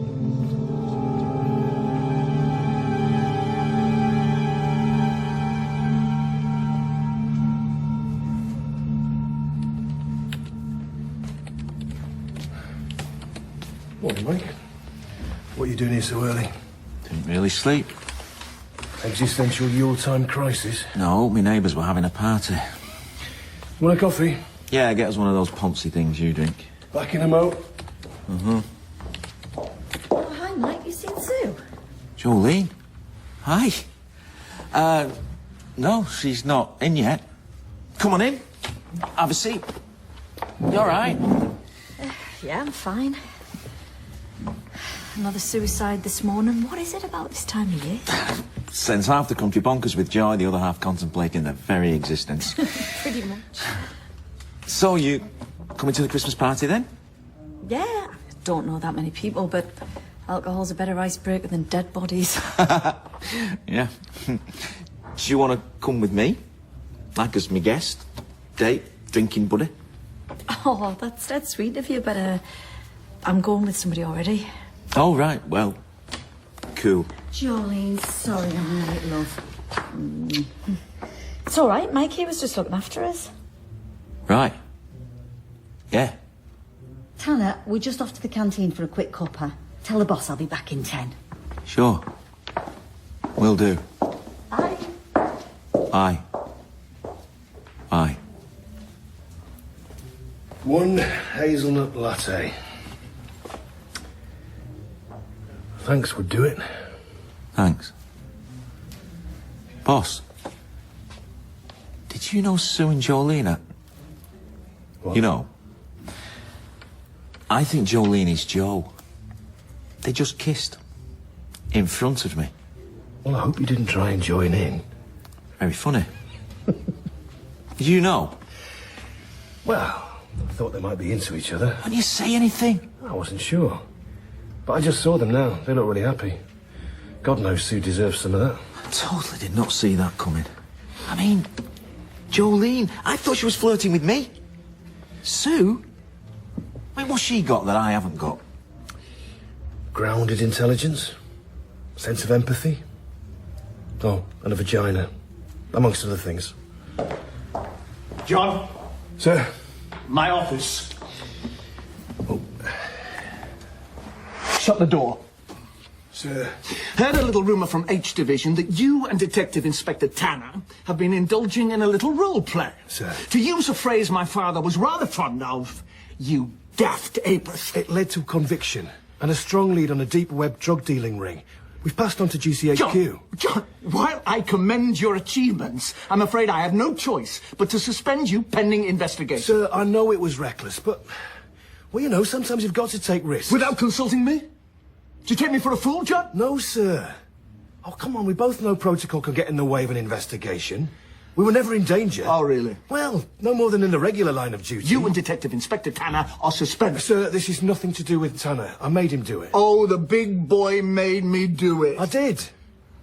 I bribed him. Oh. Please, leave Mike out of this. It was my idea. Okay, John. Mike Tanner will get a written warning. You are suspended pending investigation as of the 1st of January 2017. Sir. Now, I believe you had a favour to ask me.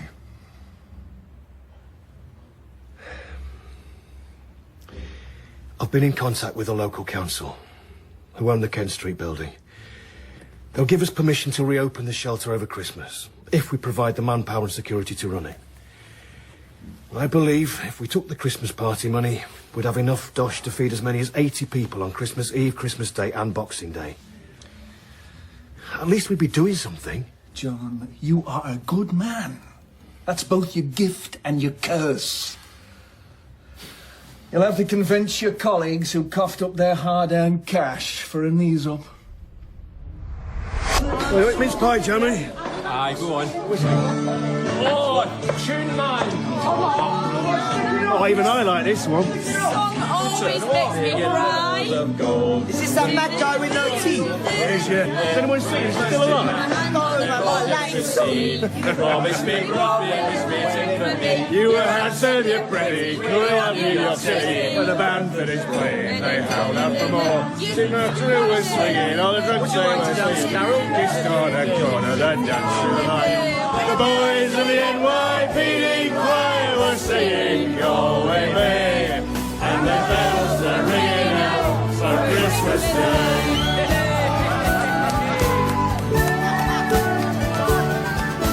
In Stone, DCI Stone was played by Hugo Speer, D.I. Tanner by Craig Cheetham, and D.S. Sue Kelly by Deborah McAndrew.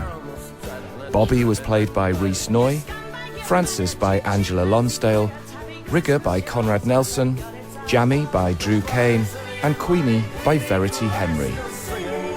Stone was created by Danny Brocklehurst.